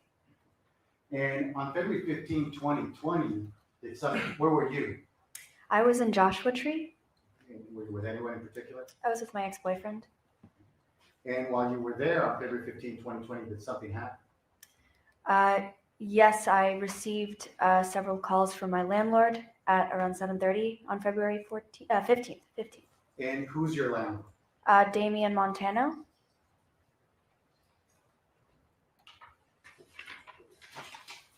And where does Damian Montano, where was he living at that time? He lived above me upstairs. So did he live closer to the street, Mount Street? Yes. And so what did he tell you? On the 15th, he called me and asked me if my cameras caught anything. He didn't specify. Well, let me just state, is based on what he asked you, did you undertake subsequent conduct? Is that what you're introducing for? Yes. Did you undertake subsequent conduct after he asked you that question? Did you do something as a result of that question? As a result of Yes. Yes. Yes, okay, overall. What did you do? I checked my phone street, for yeah. notifications to see if I had any motion detected from my Ring cameras. And did you have any motion detected? Yes. And about how many videos did you have that showed that something had triggered your cameras? 4 videos, 4 notifications I received. And now, are these notifications timestamped? Yes, they are. And to your knowledge, when you installed the Ring cameras, did you verify whether the timestamp was accurate? Yes. And how did you do that? A friend and myself tested the cameras and spoke through them to see just how quickly I could hear. Hold on, I'm trying to fix the volume. That the timestamp was accurate? Yes. And Your Honor, I have in my hand DVD labeled 2078 Mount Street, 4 videos, date February 14, 2020 and February 15, 2020. May this be marked people's next in order. You ready? Thank you. Now, what did you do with these 4 videos from your Ring cameras? I emailed them to the police that were at my house when I returned from Joshua Tree. Okay, that should be What time better. did you return from Joshua Tree to your home? I believe it was around 11:30 or so, and I emailed at 2:45 around then. When you say 11:30, you mean 11:30 in the morning on February 15th? Yes. And then later on, you said at 2:45 you emailed them to detectives? Yes. And why did you do that? Because they were requesting the videos. Now I'm going to show you one of the video clips. The first one labeled 2051, meaning 851. And ask you if you recognize what's depicted here. Let me see.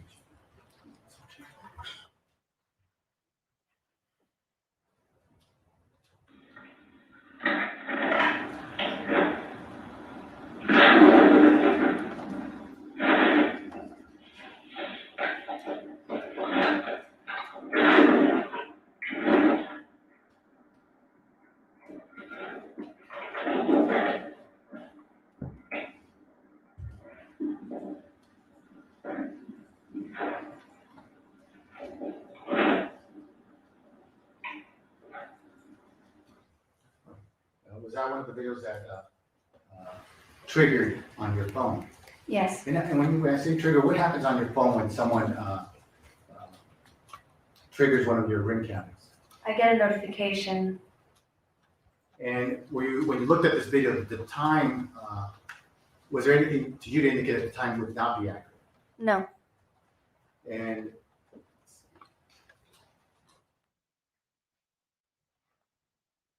looking at another video with the title 20:52:42, meaning 8:52 p.m.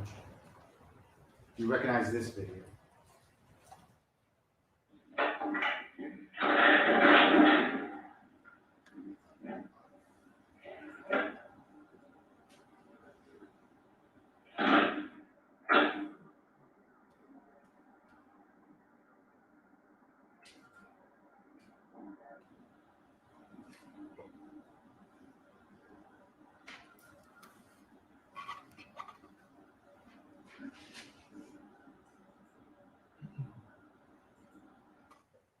Do you recognize that video? Yes. How so? It was also another notification I received. And as far as these ring cameras, what happens? Have you ever done that? What we see here being done to your camera when someone covers it? Do you know what happens to that, to the camera? I believe that it stops the motion, it stops recording. Objection, foundation, speculation. Sustained at this point. You say you believe. What makes you believe that? Motion to strike. It's stricken. So, counsel, go ahead. Okay. Have you ever tried doing that to the camera? No. Have you seen anyone else do that to the camera? No. Have you ever had anyone cover your cameras in that way? No. Objection, relevance, 352. Oh. Did you recognize the person that was in those videos? No. Did you ever give that person permission to enter your property? Objection, relevance. Oh. You can How's answer. that not relevant? No. Did you ever give that person permission to cover up your cameras? No. Let me play a video clip titled 20:53, meaning 8:53 p.m. Let me know if you recognize this video clip.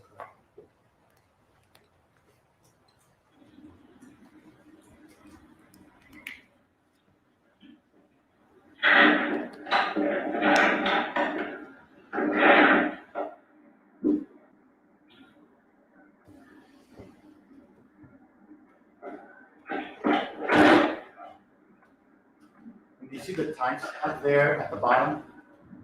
Yes. And as far as you were concerned, the timestamp on your camera was accurate. Yes. And how do you know that? Based on previous tests of the cameras. How would you test the camera? When I first installed them, my friend and I spoke to each other through the camera and my phone. It was as though we were FaceTiming. It was exact. Let me play the final video clip, which is titled 01:11, meaning 1:11 in the morning.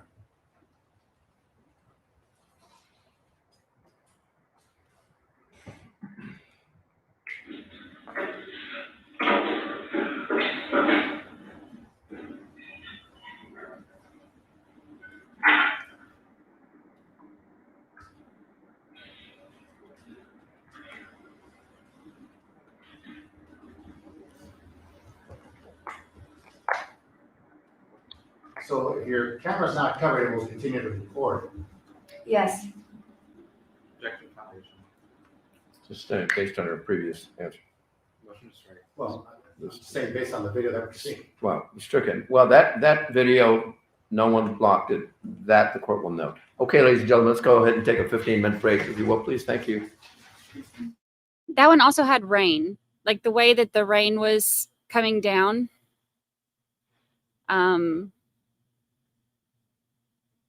That's,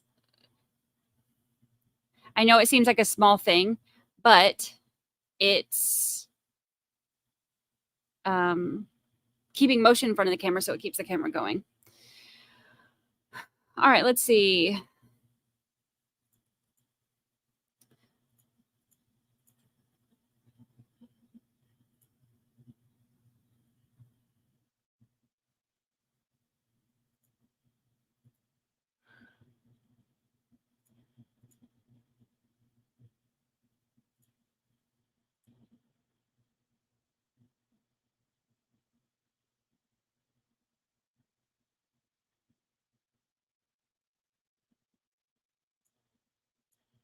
I have no further questions. All right, cross-examination, who's doing it here? I have to have one for, hold on, let me see if I can fix this. Trying to get the best picture and audio. No one, Your Honor. All right. You may continue your examination. I have no further questions. All right, cross-examination, who's doing it here? No one, Your Honor. We have no questions. No questions. Thank you, ma'am. You may step down, please. You may call your next witness. Yes, people call Dr. Hernando Chavez this one. All right. So this is the one who was with her at that convention thing, right? Obviously, Monday's a holiday, right? I forgot all about that, so yes. And tomorrow, normally 9:30 and 9:40, because I have a doctor's appointment at 8. I should be,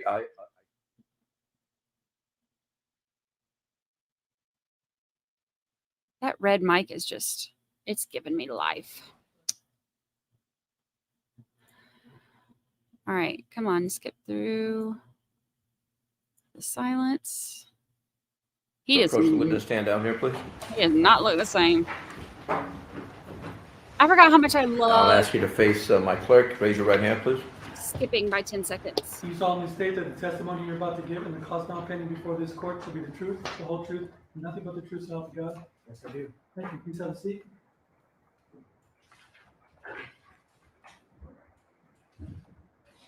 Please state and spell both your first and last name. My name is Hernando Chavez, HERNANDOCHAVES.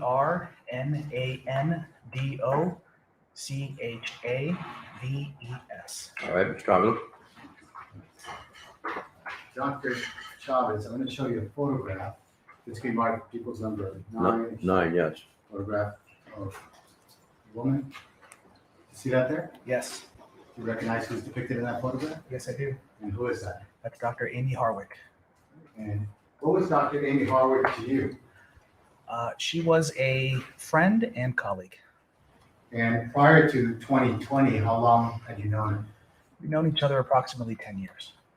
How did you meet? We met in a professional capacity initially. She had reached out to me because she was a newer therapist, and I was a therapist who had practice and a supervisor and sort of established in Los Angeles. So she reached out for networking purposes. Did you and her go to the same school? Yes, we did, but at different times. And did she obtain a doctorate at that particular school? She did, yes. All right, doctor, just keep your voice up a little. I want all the jurors to hear if you would. Speak into the microphone if you would. As to the last question, Your Honor, objection hearsay. Well, which is? Let me look at the question. I'll overrule. Answer stands. And did you obtain your doctorate from the same school? Yes, I did. And was a doctorate in what? Human sexuality? And did Ms. Harwick, to your knowledge, also obtain her doctorate in that particular field? Yes, she did. You mentioned that she was a therapist. Yes. What type of therapist was she? She was a licensed marriage and family therapist. What does that mean? Objection foundation. Overrule. Hearsay. How's that What type of hearsay? therapist are you? I'm a licensed marriage and family therapist. Tell the jury, what does that mean? Licensed therapists are overseen by the Board of Behavioral Sciences in California, where they make sure that those who are within their organization of being licensed have the education, training, and experience to obtain a license, and therefore for the public be seen as licensed therapists. I'm going to ask you to speak a little louder so the jurors back here can hear you. Sure.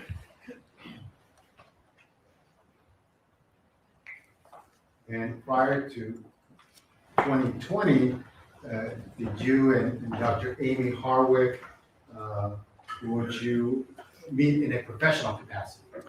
Yes. And how so? Various ways. We would meet for coffee or have phone calls where we would have case consultations. It's a part of our profession to reach out for support with therapy clients. It's a standard, an ethical standard that we are obliged to.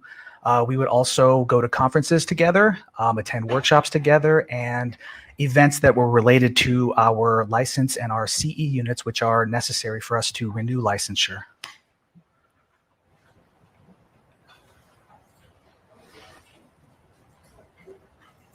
did you practice therapy with Dr. Harwick, or did she have her own practice? She had her own practice. Your Honor, do we need the photo up? Can we what? Do we need the photo up? Well, It's not a problem. Speaking of Dr. Harwick, prior to 2020,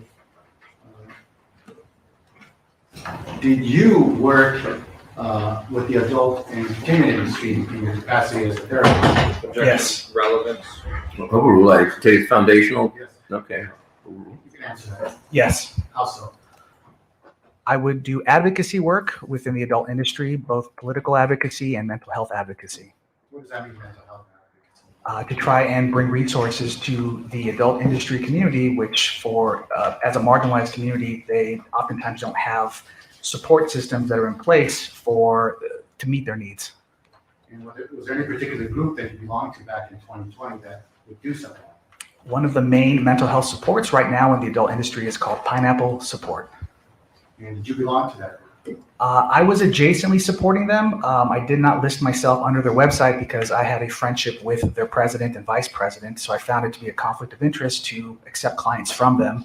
However, I did support them through donations and also seeking out additional therapists that, sort of have human sexuality training and can, be beneficial for their organization, for their nonprofit. Did Dr. Amie Harwick, did she belong to that organization? Yes, she was listed under their website as a Pineapple Support therapist. What does that mean?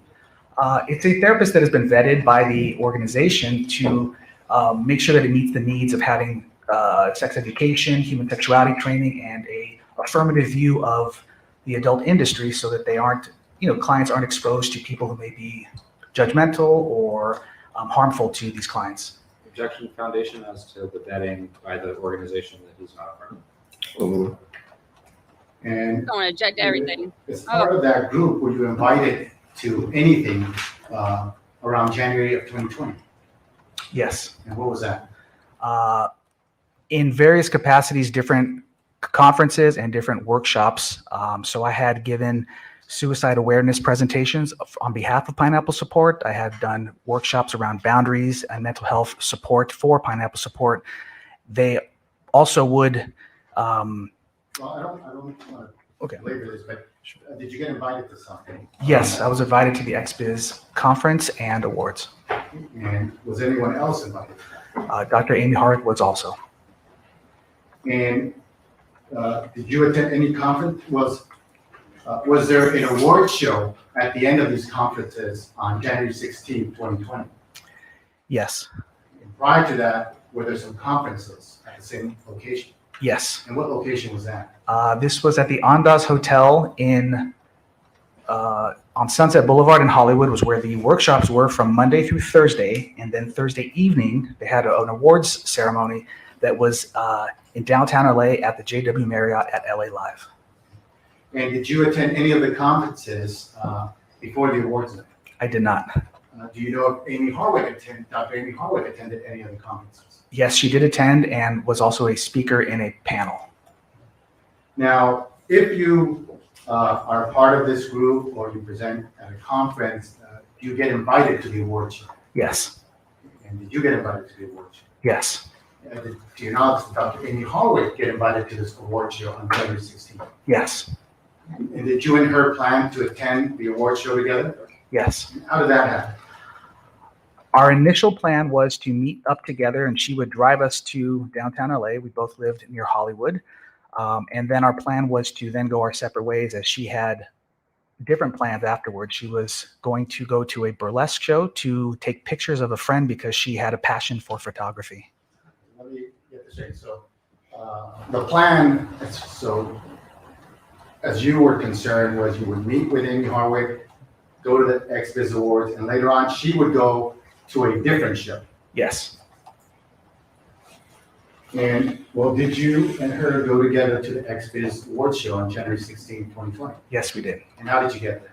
I Ubered to her house and she drove us both to downtown LA to the Marriott. When you say you Ubered to her house, is this the house located at 2086 Mountain Street in the Hollywood Hills? Yes, it is. And what kind of car was she driving back She was driving a two-door sports car, kind of dark, maybe a Scion or something sporty. And did you and her drive to downtown LA to the award show? Yes. And how would you describe her demeanor as you're going to the show? Very excited. She was thrilled. Why would you say that? She has heard me tell stories about the industry, and this was her first event, her first award show, and I had been previously to a number of them. She was also excited about the red carpet. Having a history of being a model, she loved the red carpet. She loved taking photos, and she was very excited about walking the runway, the red carpet. Excuse me. How would you describe her demeanor at that point before getting to the award show? Very talkative, very excited, energized, talking about the different people she wanted to meet. And we kind of devised our own little plan of trying to meet different folks that she was wanted to connect and network with. You're going to have another document that has 7 pages, all photographs. Maybe mark people's next in order, pages number 10. A through, Pages 1 through. well, we'll make them A, You want me to letters. It'll be 10, people's 10, A through, I could just have one more. yes. For those of y'all asking, the adult industry is like sex industry. So they do awards and stuff for like adult films and toys and all kinds of stuff.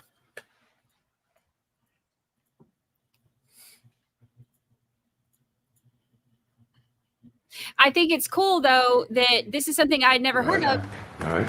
Providing resources to people in that industry that might need. That's cool. Page A of people's 10. Do you recognize what's the picture there? Yes. Okay. What does that show? That is the XPIZ Awards we attended together, and that is the red carpet. And how long was this red carpet? You mean the event or No, the actual carpet? The length of the red carpet. About 20 yards.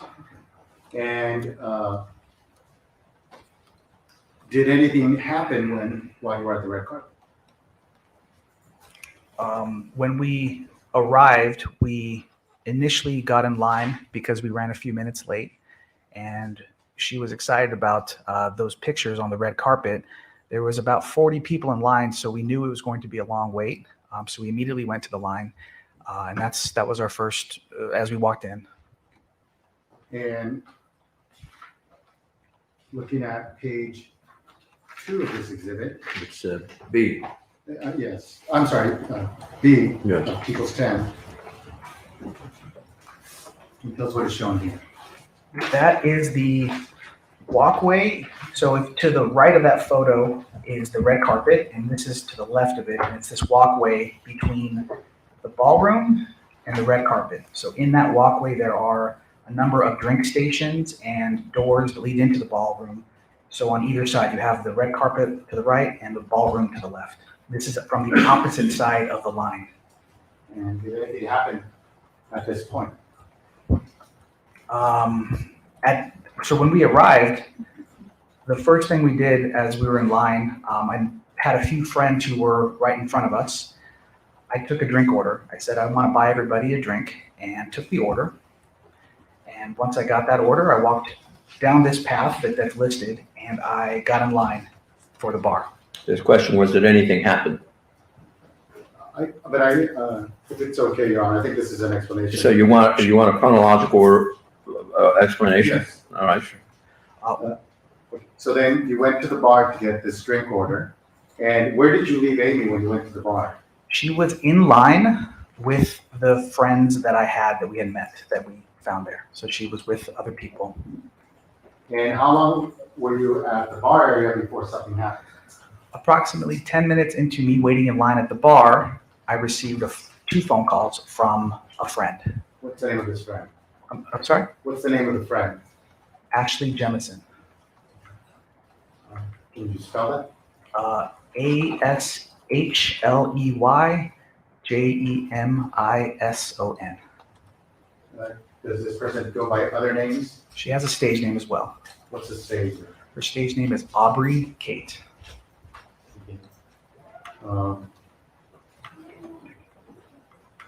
And what happened at this point? The first phone call, when she called, I couldn't hear. It was a lot of loud commotion. It was chaotic. So I couldn't understand and I hung up. And then 30 seconds later, I received another phone call from her as well. And all I could hear amongst the chaos or the sounds that were sort of the loud sounds was, "Get the F over here." What did you do? I immediately went back to the line. And when you went back to the line, how far away is the line from the bar? I was probably 25 yards away from that portion of where they were at in the line. Once you went back to the original location, what did you see? It took me a couple of minutes to kind of weave through the different people that were standing there and blocking my route. When I got there, I saw Amie and the defendant were walking away from the line together. When you say the defendant, you see the person you saw there that night here in court today? Yes. Can you please point him out for the jury and describe what that person's wearing today? He's wearing a blue suit and glasses. What color shirt, sir? A white shirt as well. Right, identify the defendant. And as you approached them, did you hear anything being said? Initially seeing them walk away, I first checked in with my friend who called me, and she told me, "This guy is freaking out on your friend." So I then walked over to where the two of them had walked to, and they had, When you say the two of them, Dr. Amie and Gareth Pursehouse. and then as you walked over there, what, if anything, did you hear? As I was walking towards them, the only words I heard was, "You ruined my life, you bitch." And as I got closer, they both stopped, they both looked at me, and I checked in with her and said, "Is everything okay?" And she said, "Everything's okay. I'm gonna be right here talking." And so I went back to the line and waited for her. I also said, "I'll wait in line for you." And so I waited and kept her place. Now let's go back to the statement that what was the statement again? "You ruined my life, you bitch." Looking here at people's photograph C of this exhibit, you recognize who's shown there. Yes. And who is that? That's the defendant, Gareth Pursehouse. Is that the way he looked at the Exodus Award show on January 16th? Yes, I remember the red shirt and the jeans. Yeah. And so how would you describe, were you able to see his face when he said, "You ruined my life, bitch"? They were profiled, so they were looking at each other as I was walking up, so that they did not see me as that. I heard that. Were you able to see what his demeanor was when he said, "You ruined my life, bitch"? It was hostile and angry and elevated. And then when they both made eye contact that I was walking over, they both put it back together. He calmed himself down very quickly in that moment. And then what happened? After I checked in and she shared that she was going to be there and talking, I went back to the red carpet and waited for about 45 minutes until I got closer to the entrance of the red carpet. And in the meantime, I was checking over at the two of them talking periodically, every minute or 2 minutes. Why were you doing that? I was concerned. What were you concerned about? The angry, hostile statement, if someone calls your friend a bitch, that was alarming to me. That raised a red flag for myself, and I wanted to make sure she was okay. So you kept a view of her? Yes, she was in the line of sight the entire time I was in the line. About how far away was she from you? 30 to 35 yards. And did you see anything happen during that time when you're watching her from that distance? Obviously, I could not hear anything else because I'm so far away, but I could observe nonverbal movements for both of them. I noticed she had her hands clasped together in her lap. Her two hands? Her two hands were clasped together, and she was seated in a way that was kind of leaning into the conversation. So she was, in my opinion, non-threatening and trying to just looked calm. The defendant, Gareth Pursehouse, had much more animated movements with the hands. So there was times where the hand went on the head, times when the hands covered the face and then were in his lap, bending forward into his lap. And there was just more movement to reinforce whatever was being said. And if the record could just reflect that the witness was placing his hands in front of his face, a couple inches up in front of his face, first above his head, then in front of his face, and then lean forward. All right, thank you. And what happened after that? A bell went off to signify that the show was starting. So it's like a 5-minute or a 10-minute warning for people. What time was the show supposed to start? It's supposed to start, I think, at 8 o'clock, but they ran late, so it was probably closer to 9. And what did you do once the bell rang? Once the bell rang and I was very close to the red carpet, I just made the decision to walk over there and intervene and let her know, hey, the red carpet's about to close. This is your last chance. So I did walk up to them and I interjected and said, the red carpet is about to close. Do you want to come do your pictures? I've been waiting in line this whole time. And she said, yeah, just give me a second. And then I moved away to give them their space and went back to the line. And then she came over about 2 minutes later. And before she came over 2 minutes later, about approximately how long had she been talking to the defendant before that? About 45 minutes. And how would you describe her demeanor once she left the defendant and met up with you? Totally changed. What does that mean?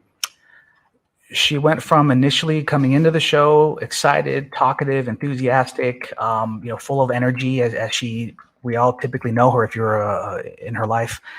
And when she walked up to me, she was almost like a ghost. She was very stoic. I keep thinking back to the word that felt right, and it felt like she was on autopilot. She was just coasting and moving through the motions of walking and taking pictures and talking, but Objection narration at this point, Your Honor. All right, that'll stand. Counselor, your next question. Yes. Was she able to take pictures on the red carpet? she did, yes. Looking here at people's photograph D. You recognize what's shown here? Yes. What is that? That is Dr. Amie on the red carpet. She is incredibly beautiful. It appears that she's smiling in the photograph. Is that correct? Yes. When she wasn't taking photographs, did she appear happy? No. Why would you say that? It felt fake. It would be like me smiling right now. I don't feel like smiling, but I could if I needed to. And that's what I picked up from her, a fake expression to get through the pictures and the evening. Who is the So Princess after she took Diaries? pictures at the red carpet, Played her in the movie. What happened after that? She moved along the red carpet. I also took photos as well of her, and I was kind of with her the entire way. Then we moved to our seats as we had a table that we were going to be sitting at. Looking at photograph E, do you recognize what's shown there? Yes, this is the ballroom at the Marriott where the awards were held. Anne Hathaway. And That's so it. would you have a table in this area? Yes, we had 2 seats at the table right in front of the picture. Looking at photograph F, you recognize what's shown here? Yes, Can you tell us what is shown here? that is myself and Dr. Amie seated together at the table taking a photo. This is a selfie? Or someone took this photo? It might be a selfie. Yeah, it looks like my arm. Objection, relevance. And so how would you describe her demeanor at the time now that she's at the table? Loss of energy, unenthusiastic, not talkative, a very different person than who arrived there. Did you see her take photos with friends? She did take some photos with people. Yeah. And about how long did this show last? The show was approximately 2 hours. And did anything happen before the conclusion of the show? About 10 minutes before the show ended, and we know that it ends because there's a program. The defendant, Gareth Pursehouse, approached our table and knelt down next to Amie and spoke in her ear. Could you hear what he was saying to her? I could not. And did anything happen as a result of that? After they exchanged a quick conversation, she turned to me and said, "We're going to keep talking after the show." So what happened? So then the show ended, and she told me where she was going to be, which was the same bench, the same area where they were speaking before the show. And because that area had everyone leaving the ballroom was going to be walking by that area, it was very public, and she felt safe there, and we agreed that's where she would speak. Narration. Well, the court will allow, not on that grounds, the court will allow to stand. PG-13 So, were you able to see where they went to go? for the X-rated. I remained in the ballroom for some time. At some point, were you able to see where they went to go talk? Yes, I did go check on her. And what point was that? Maybe 10 or 15 minutes into the ending of the show. What did you see? I saw them seated at the same bench, continuing their conversation. How would you describe Amie Harwick's demeanor during that conversation? Very similar. I call it therapist mode. She was engaged, and you could see a de-escalation experience of her trying to navigate and calm the situation. Speculation. Well, did you sustain, and unless you heard the conversation? Motion is straight. Well done. Did you hear the conversation? I did not hear any conversation. Okay, so you're basing that on what? Nonverbal observation. I'm going to sustain the objection. Motion is straight. It's stricken. How would you describe the defendant's demeanor when you observed him, what appeared to be talking to Ms. Harwick?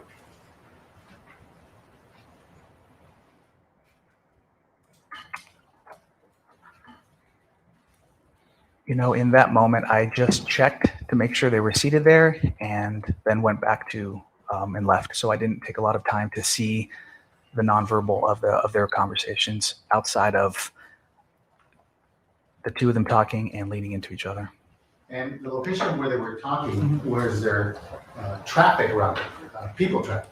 A lot of traffic and a lot of people walking by there. Why would you say that? It was to leave the ballroom, you have to take this corridor to the escalator that would take you downstairs to the lobby area. So everyone had to go through the escalator, or they could walk a lot farther and go down the elevator.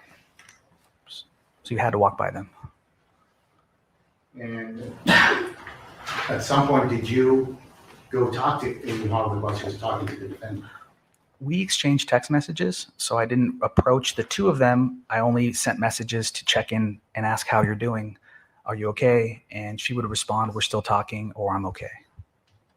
How much time did that go on?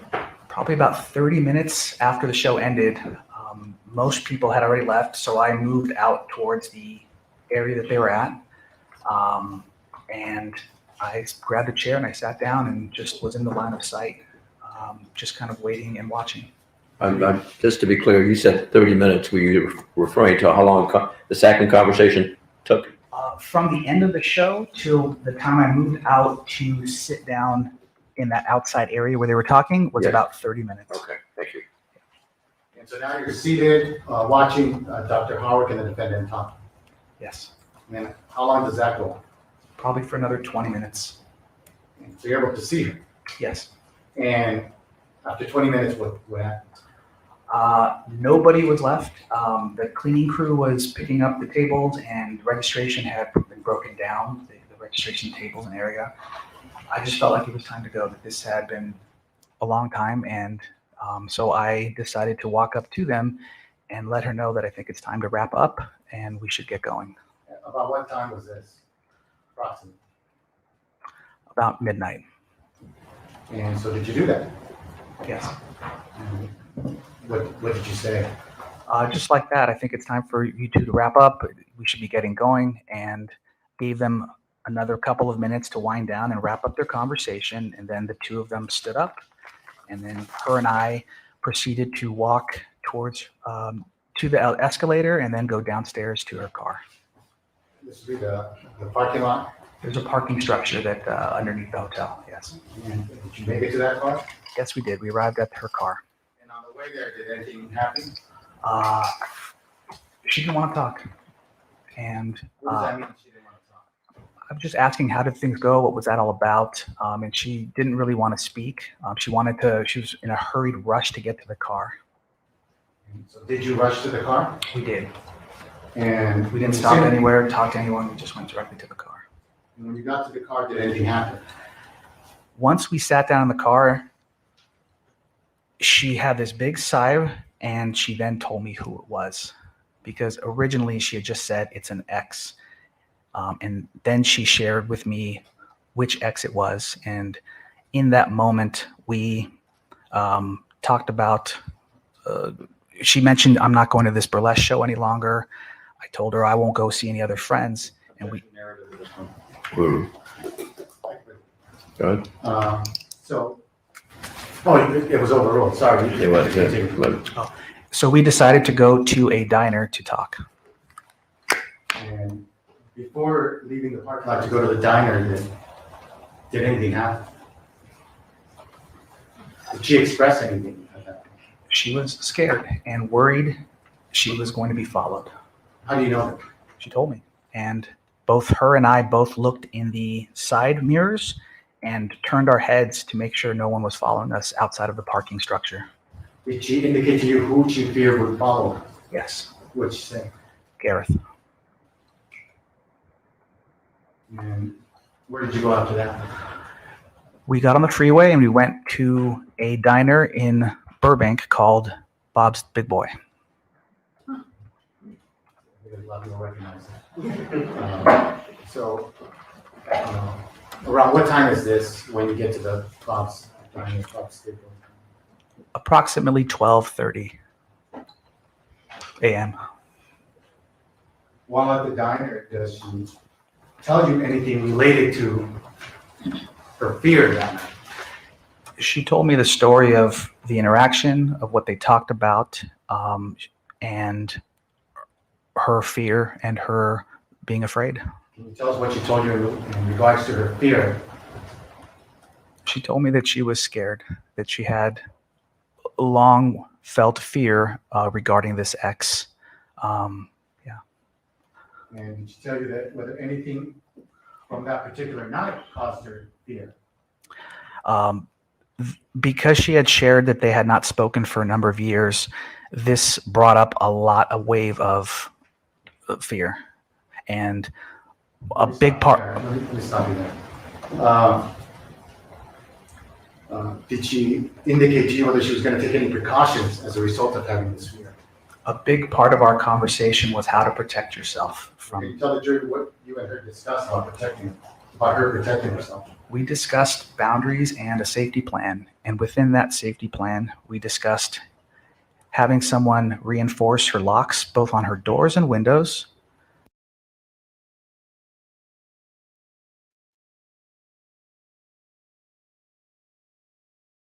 We discussed her getting mace or pepper spray. We discussed her getting a taser, and also the possibility of her purchasing a gun for protection.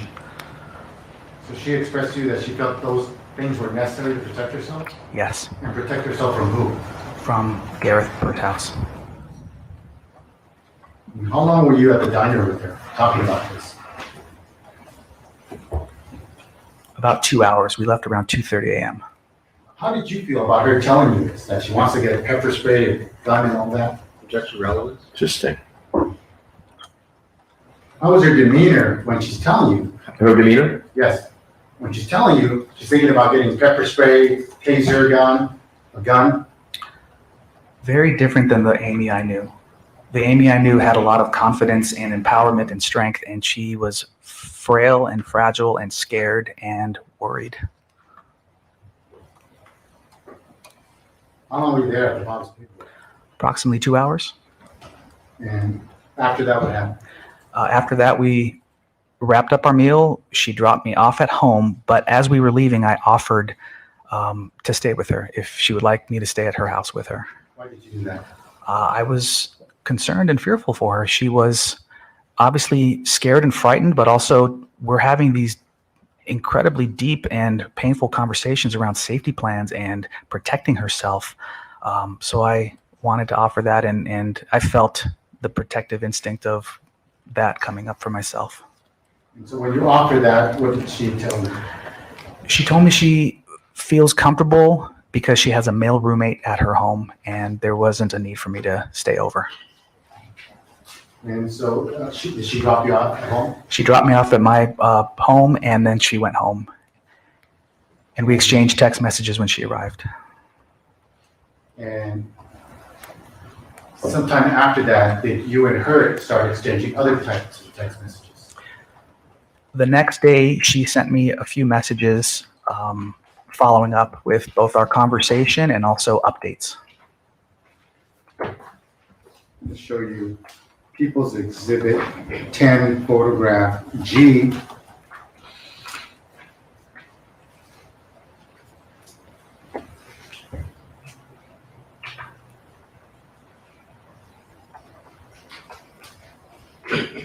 You see that there? Yes, I do. And you recognize what's shown here? Yes, I do. And what is it? This is Dr. Amie messaging me on January 17th, the following day after the award show, that Gareth found her number online. And is this a text exchange you were receiving from Amie Harwick around January 17, 2020 at about 1:22 p.m.? Yes. And obviously some parts here are blocked out. You did not do that. I did not do that, no. But to get to this, for example, there appears to be one text with the date of January 17, 2020, 1:22 p.m. And then there's another screenshot of a text in the middle. Do you see that? Yes. Whose text message is that? Amy's messages are on the left, which are not blacked out, and my messages are on the right, which appear to be blacked out. And ladies and gentlemen, the reason it's blocked out is the court has ruled on the admissibility of it, so you're not to speculate what it was and the reasons why it was blocked out, if you would. Okay? Go ahead, Councilman. Okay. And is this the message you received from her around 1:22 p.m.? Gareth found my number online and messaged me. I told him I didn't want to talk and wish him the best, but his response was still excessive and scary. Handyman comes tomorrow for more locks on my windows and ordered pepper spray. Yes, that was Dr. Amy's text message to me. And you gave her a response. Yes, I did. And then she texts you back after that, what appears to be on the right side. Thanks, I set a boundary text, and I'm not responding after that. He keeps texting me and it sounds unsafe. That is Dr. Amy's text message to me. Your Honor, may we briefly approach? Briefly. Ladies and gentlemen, let's call it a day. We're gonna remain here and discuss an issue here. Back tomorrow at 9:40. Have a safe evening, and we'll see you. Stay off the internet and social media if you would. Thank you. Have a good evening. Stay off the internets. Let's see if we get to hear what they talk about. Nope. All right, so that is all that we have for day one. It was a short day, which works out because we only had a short day to go over it. So I saw a bunch of questions where it looks like some people had kind of possibly come in late and missed some of the stuff. The guy who was just testifying is a friend and a colleague of hers. Like, they know each other from work stuff, and they have, a friendship, but also a professional work relationship. So they had went. That's good English. That's me talking with my degree. They had gone to the XBiz Awards and Conference. And first of all, I think it's really cool that was something. I mean, you learn something new every day. But hearing that they went and, as licensed, therapists went and were able to, provide resources and on suicide prevention and therapy and things like that, like providing support and connections and resources for people in the industry who, might not have those resources. So I think that's really cool. And I think that's really admirable.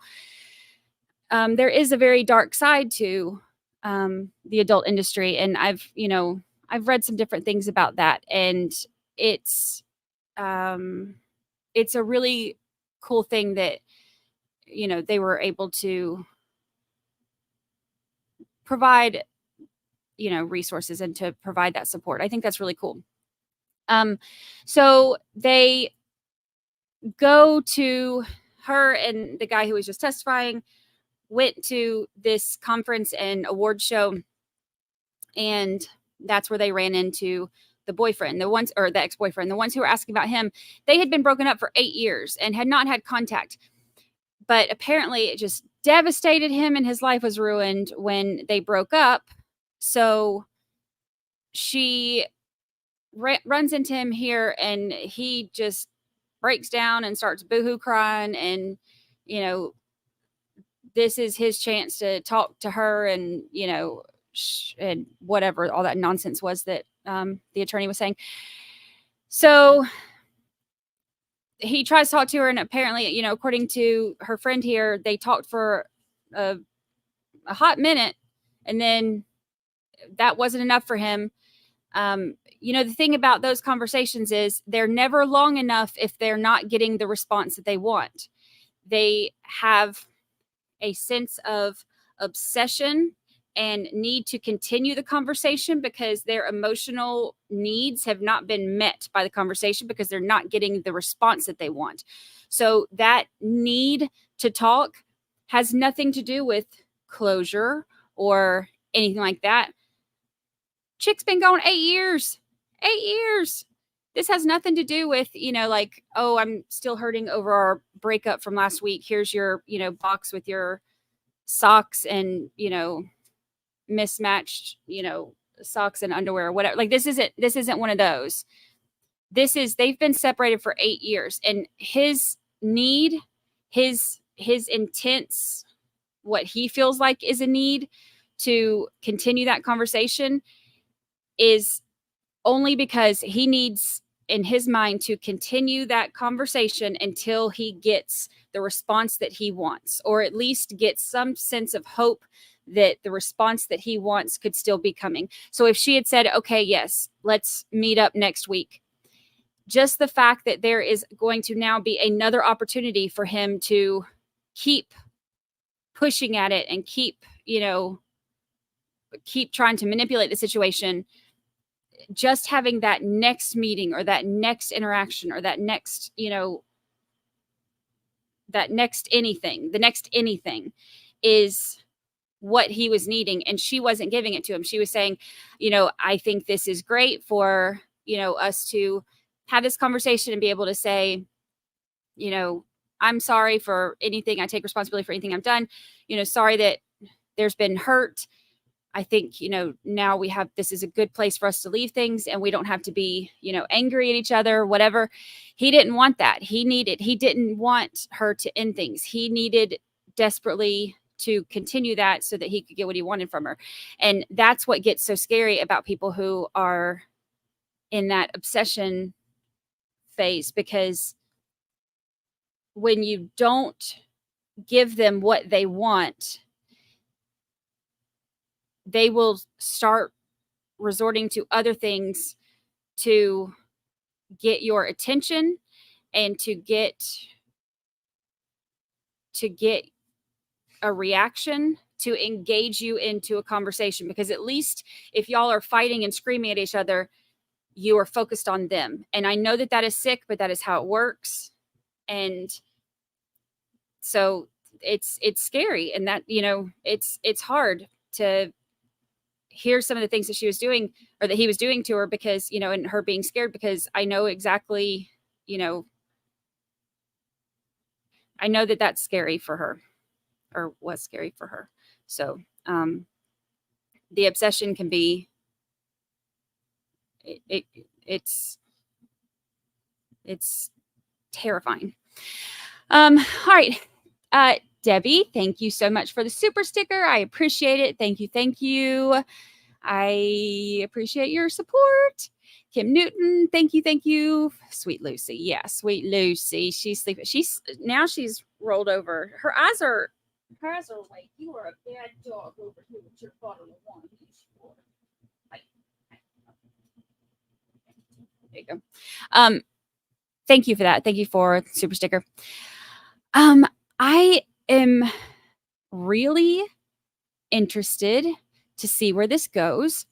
I don't know that I'm gonna like the defense trying to, that whole thing about how he was begging her just to hear him. It does not matter. And I want to scream this from the rooftops. I won't, because it's dangerous up there. It's still windy, but I will say it into the microphone instead. It is not your responsibility to hear out somebody else just because they are obsessing over it. You do not owe it to anybody to meet them, to hear them out, anything, if they have, even if they haven't, but especially if they have a history with you where, she's had restraining orders against him and there's been, obsession and stalking and violence in the past. It does not matter. And somebody else's closure and somebody else's healing is not ever your responsibility, ever. So everything that defense attorney was saying about how he just wanted to talk, it doesn't matter. She had every single right in the world to, and Lord help her, she did things, the best possible way that I could even, advise somebody to. She was kind but firm. She said, like, I take responsibility for my stuff. I forgive you for your stuff. This is a good place for us to leave it. We don't have to be enemies, but we are not going to be communicating. This is a good place for us to just leave things and, accept it. She did not leave any doors open to give him any ideas that anything was coming. When he contacted her, she tried to tell him one more time, nope, this isn't a good idea. I'm not going to talk. He wouldn't give it up. So she blocked him. She did everything the right way. You do not owe it to anyone to have to listen to their BS. You don't owe it to anyone. If somebody is like obsessing over you, you don't ever have to be made to feel guilty that you need to hear somebody out. That's their problem, not yours. And if you give in to people who are scary and obsessive and dangerous, then it becomes your problem, because they can put you in situations that, can turn out really bad. And it's sad, because she really did do everything the right way. And it, sometimes you can do everything the right way and still have, things turn out wrong. And it's just, it's awful. This is one of those trials that I think is going to give a bunch of good opportunities for people to be a little bit more aware of the realities of these things. It's very easy to say, well, I would have done this and I would have done that. Let me tell y'all, hypothetical me is a badass. Like, hypothetical me, like, oh, if he ever lays a hand on me, and if he ever does this, and I wish somebody would do this. And, yeah, hypothetical me is a badass. But when it comes to actually being in that situation, you have no idea how you would react or respond in those situations until you were in them. You don't know the grooming process that goes into learning to accept things because it's easier, or because you know it's safer in the moment, or because you don't want to trigger things, or because you're wanting to appease them.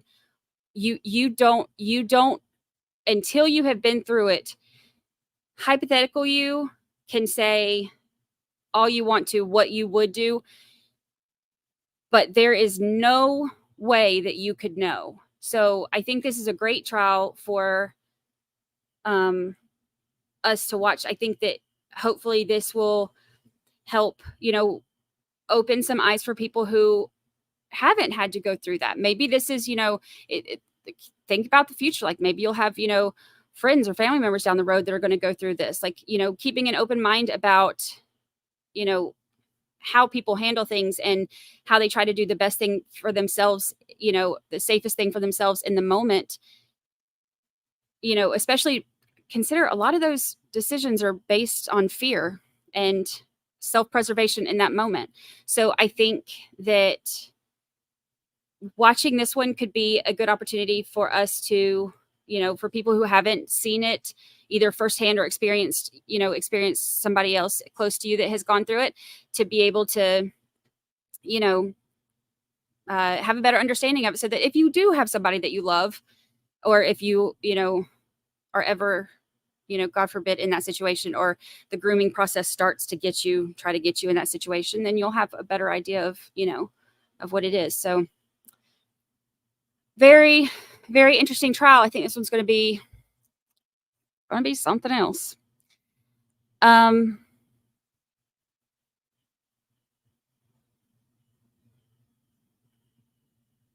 Yeah, that's it.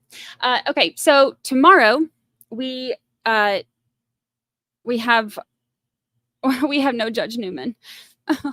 We have no Judge Newman tomorrow, but we should have this one. I don't know what time they're going to release, because remember, the trial this one is going to be one day behind.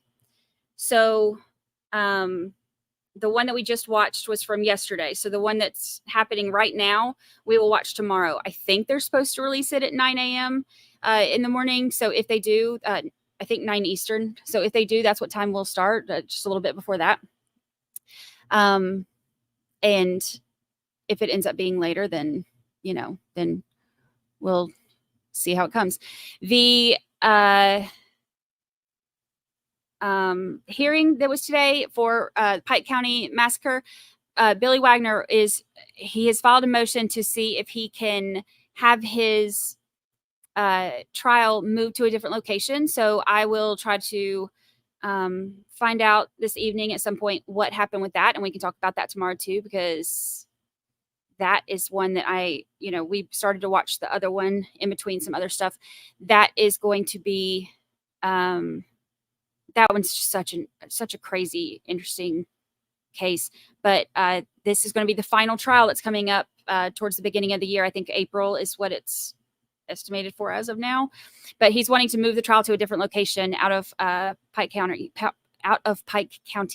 So I am going to try to find out if they granted that or not, and if so, what I can find out about it, or if they're keeping him there in Pike County, where him and his family have done wreaked havoc on everybody. All right, there's no night court tonight, so just sit by your computers and stare at it and wait on us to show back up in the morning. But there is going to be night court Friday, so your little quiz things, they've had the command going, or the oh, there it is, Angie Burr. Angie Burr is on top of things. Look at Angie Burr. PSA, no night court tonight. Will be on Friday, same time, same place, same fun, 8:45 Eastern. Remember to submit your quiz answers on our link tree. So there you go. There you have it. I appreciate y'all hanging out today. It has been a day, y'all. We have fought off hurricanes and trolls, and what else? We fought off all kinds of stuff. We've come up with our own adult industry names. This has been a productive day, y'all. Marla, happy anniversary. Thanks again for all you do, Brandi. Thank you for showing up. You are very welcome. I appreciate it. I am going to try to get the first episode of the new trial. It's only going to be like a 2-episode thing, the one that we're doing this week. I'm going to try to get it recorded. I did not get to do it on the break because I was doing other things, but I will try to get it recorded tonight. So hopefully it will be out tomorrow. And so at least you'll have that to look forward to tomorrow too. And of course, we have, you know what I'm going to do too, because Stalker here has a catfish picture. I'm going to change his picture. Remind me if I haven't done it by tomorrow. I'm going to change his picture. He don't get to catfish. He don't get to look good. He's going to have to look real. Y'all know what I mean by that. Karen Reed trial, that I don't even know if it's going to, I don't know. There hasn't been a date yet. And the podcast for that, I am kind of starting to work on it now and like separate it out into the different episodes, and I'm really excited about that one. It's going to be really good. And I'm going to have some guest appearances with some familiar names, talking about some of the stuff. So it's going to be good. I'm excited, but no date set for it yet as of now. All right, I think that's all I got. The catfish picture. If you look at the thumbnail for this video, Gareth in his old pictures, which is all I had on the internet at the time, or the first one I found anyway, Gareth does not look the same, y'all. So he looks all, handsome and charming on the thumbnail, but in reality, he looks like a Wish version of an Elvis impersonator. So with that, thank you for reporting to jury duty. Enjoy your Wednesday. Happy hump day. And I will see y'all tomorrow. Tomorrow is Friday Eve. It's going to be a good day. I'll see y'all then. Bye.